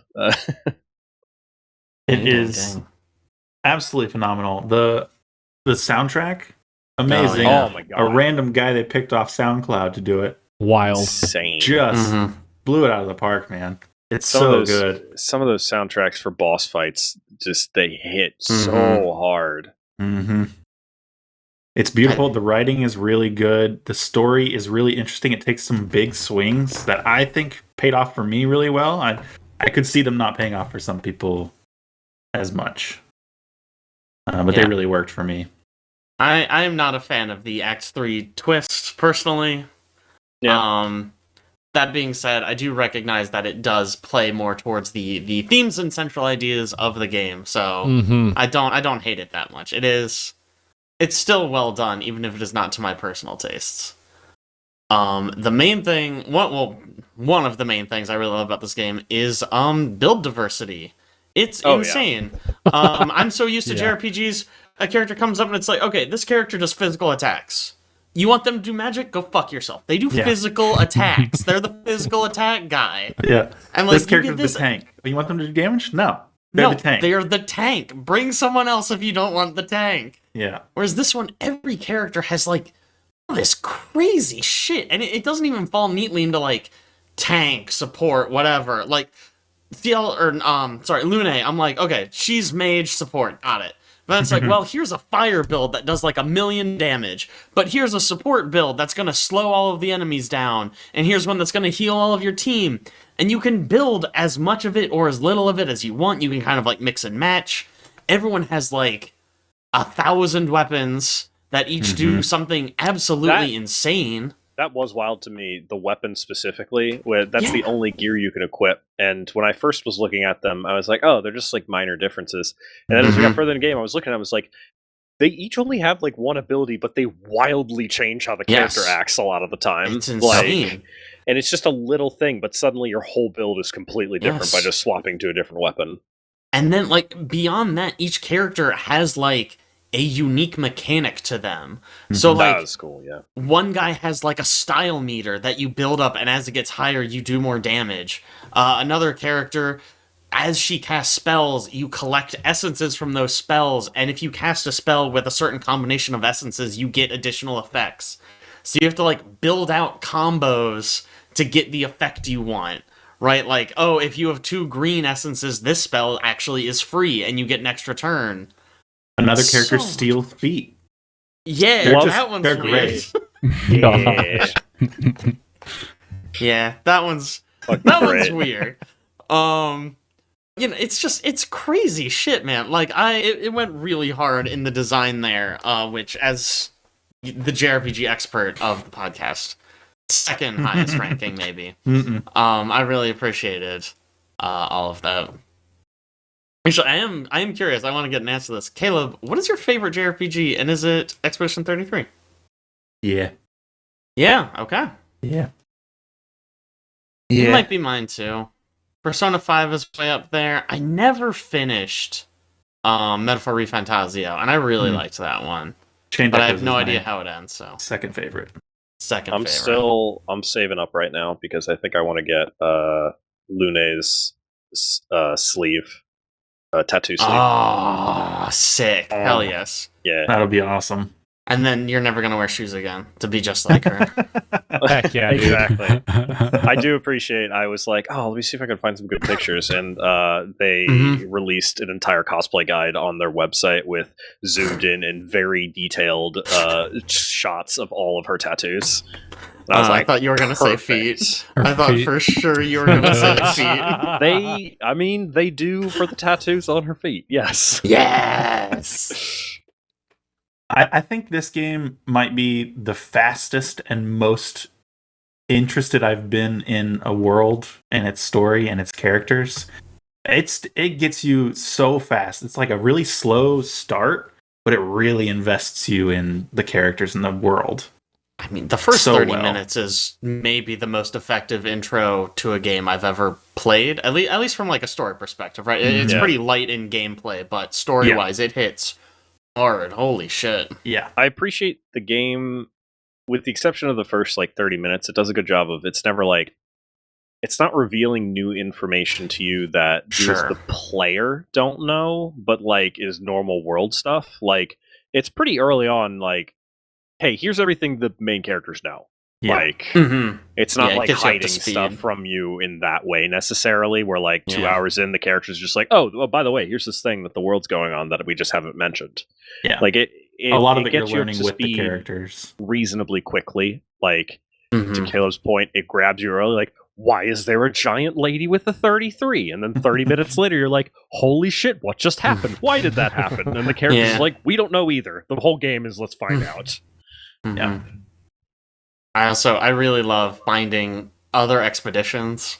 That's so basically each expedition, your expedition 33, it started at 100 and 0, yeah, and then 99. Okay, it started at 0, and then the second one was 100 or 99 or something. Whatever. I don't know why they even say that. It doesn't do anything. It doesn't change anything. It just confuses me. anyways. Jake, it's because the first expedition they called 0 because they went, we'll just number them going up. And then after the first expedition, they realized the numbers were going down on the big wall, and they were like, oh shit, that's a way better way to number them. You can change it retroactively. Just say, like, okay, that one was 100, actually. Whatever. Hard to change that when some of the people from that expedition are still around. I hate it. Anyways. Just finding their logs, right? Because all these people went on essentially these suicide missions to try to, like, figure out what was going on and figure out how to save it, and hearing, like, oh, these guys were just really buff, and they were gonna punch everyone with their big muscles. That's the best one.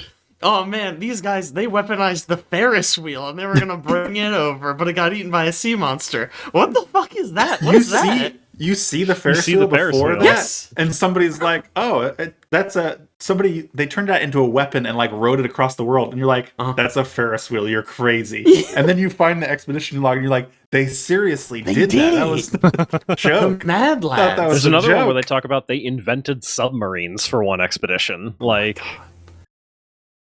another one, they did airships. This is wild stuff. That's just really, there's just like a really heartfelt one. The whole time you're going around, there's like the video game, like yellow paint, like, oh, you grapple here, you grapple here. And then towards the end of the game, it's like, there was an expedition, that was all they did. Yep. They just went around and they set up grapple points for those who come after. And it's just like, oh, wow, what a simple, beautiful encapsulation of that idea, right? Yeah. They weren't going to win. They were never going to beat the Painters. They didn't even try. They just set the stuff up so someone later might. That's the one where it hit me too, where I was just like, holy shit, like they actually did like set everything up for this, for us. Right.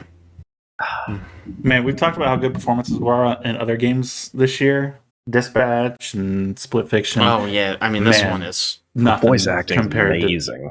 To Expedition 33, I think. They were insane. So good. You feel so invested with the characters. Man, they just did a phenomenal job with the performances. It is I know, Jake, you complained about the twist at the end of the game. Sure. I'm not going to talk about it, but it is a credit to it that when the game ended, it took me like a week to accept the ending because I was so pissed off about it.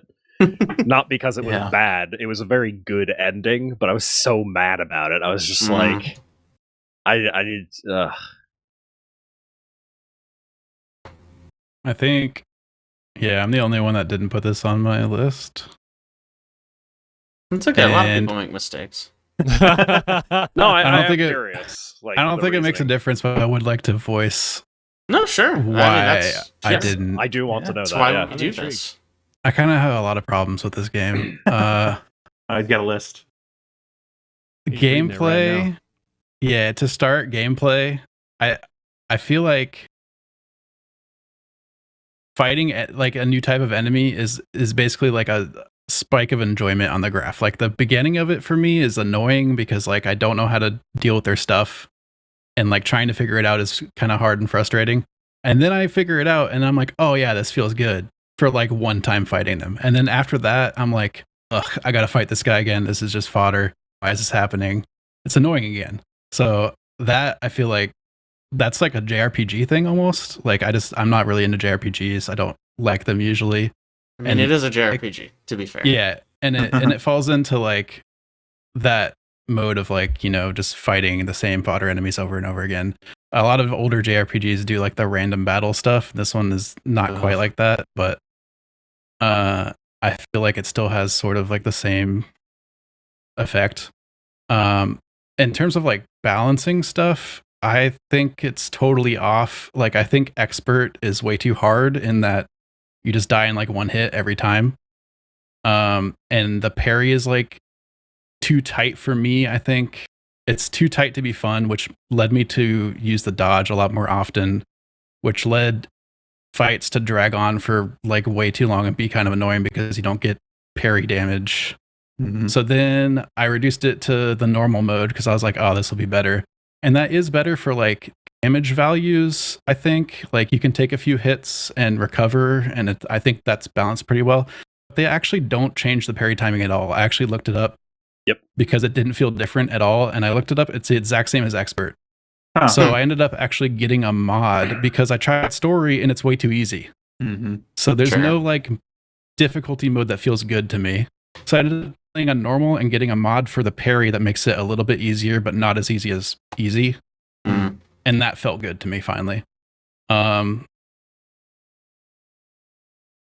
I think the QTEs in combat are just annoying. Like, they're cool at first, but then you're just doing the same thing hundreds of times. And it's like, I thought we got rid of QTEs in games like a long time ago because they were annoying. And why are we bringing them back?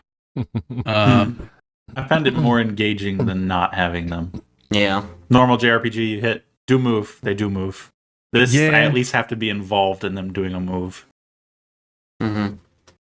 That's personal. And then, like, the gameplay, I think, in Act 3 falls apart a bit because you get, like, way too strong. And just annihilate stuff in one hit. Like, I don't know. That just felt weird. Like I don't dock it as much for that because it's a shorter part of the game, and maybe that's just what they went for, like, just to be fun and be too strong. But I don't know. It seemed weird, especially for, like, you fight the final boss with that stuff unlocked. Yeah. The final I boss did- was a pushover. He's a pushover. That is a weird thing about it. I did And run actually- into that, but sorry, go ahead, Jake. No, I was gonna say something kind of on a different note. I was just say I ran into that also, but to be fair, I also I realized I was getting close to the end of the game, and I went, okay, let's go complete all the achievements now. And one of those achievements is hit level 99 on all characters. So I Oh, did no. that to myself. Yeah, I I didn't do- even, like, level really outside the main storyline, and it was still, like, super easy at the end. Yeah, Yeah. looking I'm forward kind to New of torn Game because, Plus. like, I really like the parry because it makes it feel a lot more reactive, right? You have something to do when it's not your turn. You have, like, a natural defense.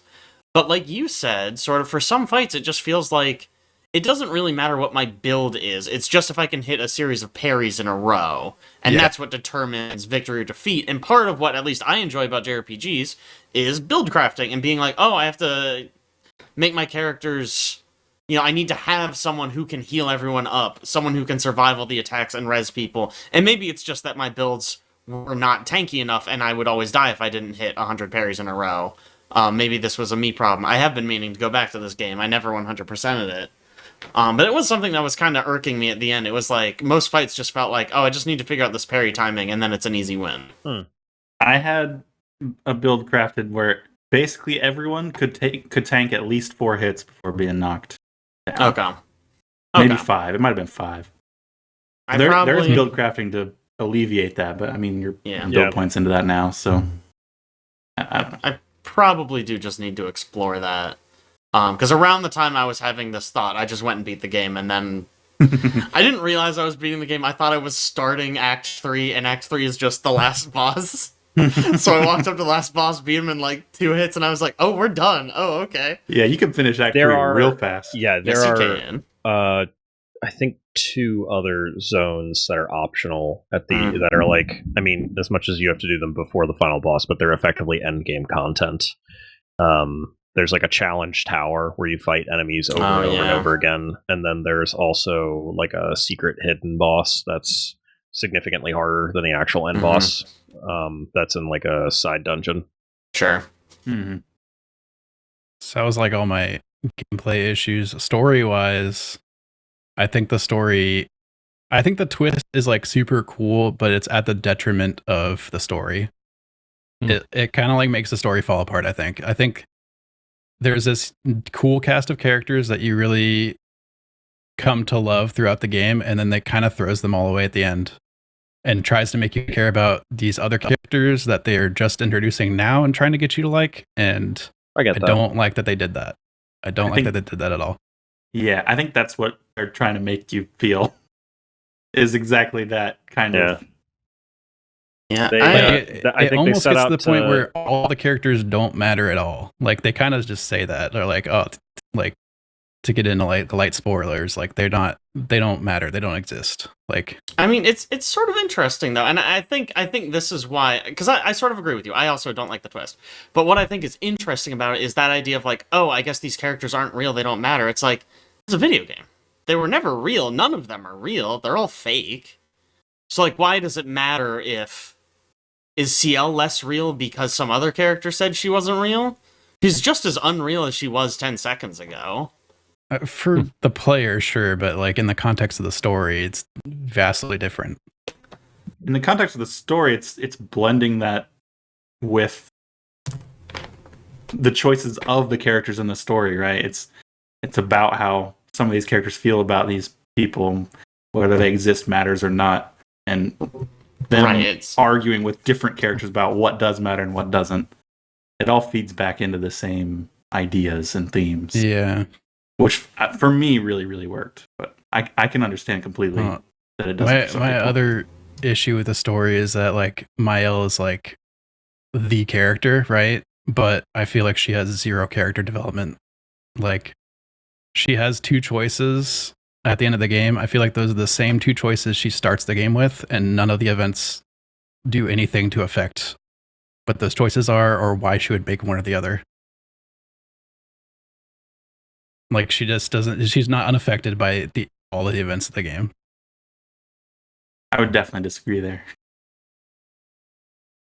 Yeah, I feel like she grows a lot as a person over the course of the game from interacting with the other characters. I mean, so it's a little hard to argue. Go ahead. I was just going to say, I will give you a very weird jump halfway through the game where she suddenly becomes a very, different character. But I would say most of her characterization probably comes after that part, but in my opinion. But what were you going to say, Jake? I feel like it's a little tricky to try to argue a character arc when it's a game with multiple endings. So it's like, you could definitely have one where, like, let's talk... I'll keep it vague, spoilers, I suppose. A character dies, and she grieves them, like, a lot. It's a big plot point, a whole thing, and you could argue that grieving is going to mirror her grieving later in the game, perhaps, and that leads her to move on because she's done, like, a proper grieving process. Or, if you choose a different ending, that just causes her to spiral even further into escapism, into this, like, this piece of this world that is not real, but she still chooses it over the real world because this loss just exacerbates it, right? But I think either way you go, I think there's a reading in there for it. You know what I mean?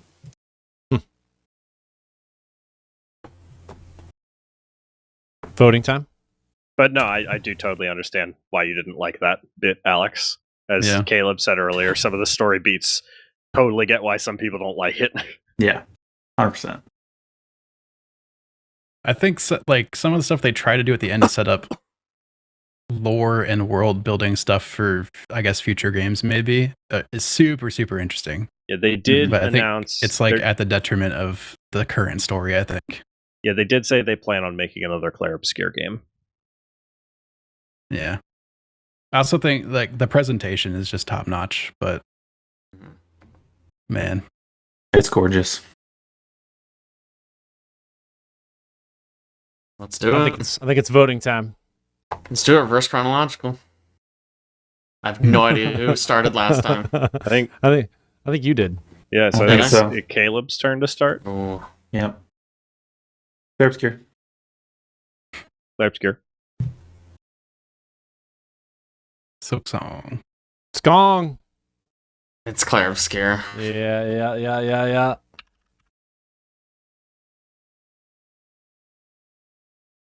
So honestly, I'm a little sad. I feel like we could have done something here. Claire Obscure at 3, Hades 2 at 2, Silk Song at 1. Get out of here. 3, 2, 1. Come on, 3, 2, 1. Nope. Oh, no. Fantasy Life I at number 1. Yeah, that's what we should have done. That's what we should have. You know what? I'm down. Let's up at the top. Man, what a good year in games. It was, man. No, if they're gonna make... if they're going to make more Claire Obscure games, you can't just call this Claire Obscure. Yeah. Because it won't be that anymore. I always just call it Expedition 33. Yeah. Yeah, flip-flop. What I was gonna say, I feel like every year when we do this, I look at the next year, I'm like, I feel like nothing good's gonna come out next year. And for the last like 3 years, I've been so objectively wrong that it's crazy. That being said, I You feel like there's changed not a it. lot of good coming out next year. Yeah. Well, I don't Judas know. will be game of the year probably. I'm You sure know, It'll probably be Judas. Judas for sure.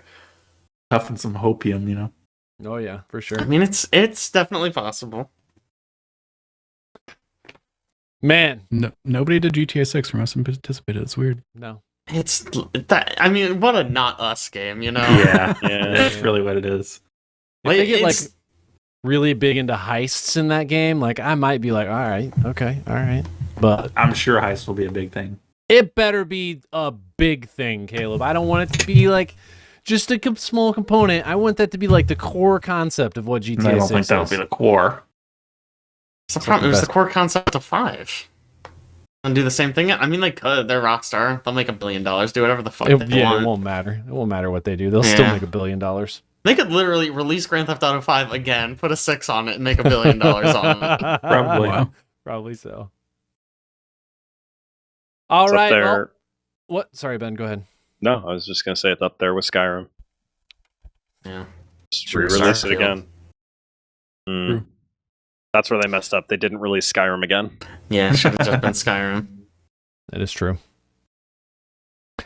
All right, well that's it. Congratulations to our winner, of course, because this is the most prestigious award they can win is the Horizons Game of the Year, Player Yes. Obscure Expedition 33.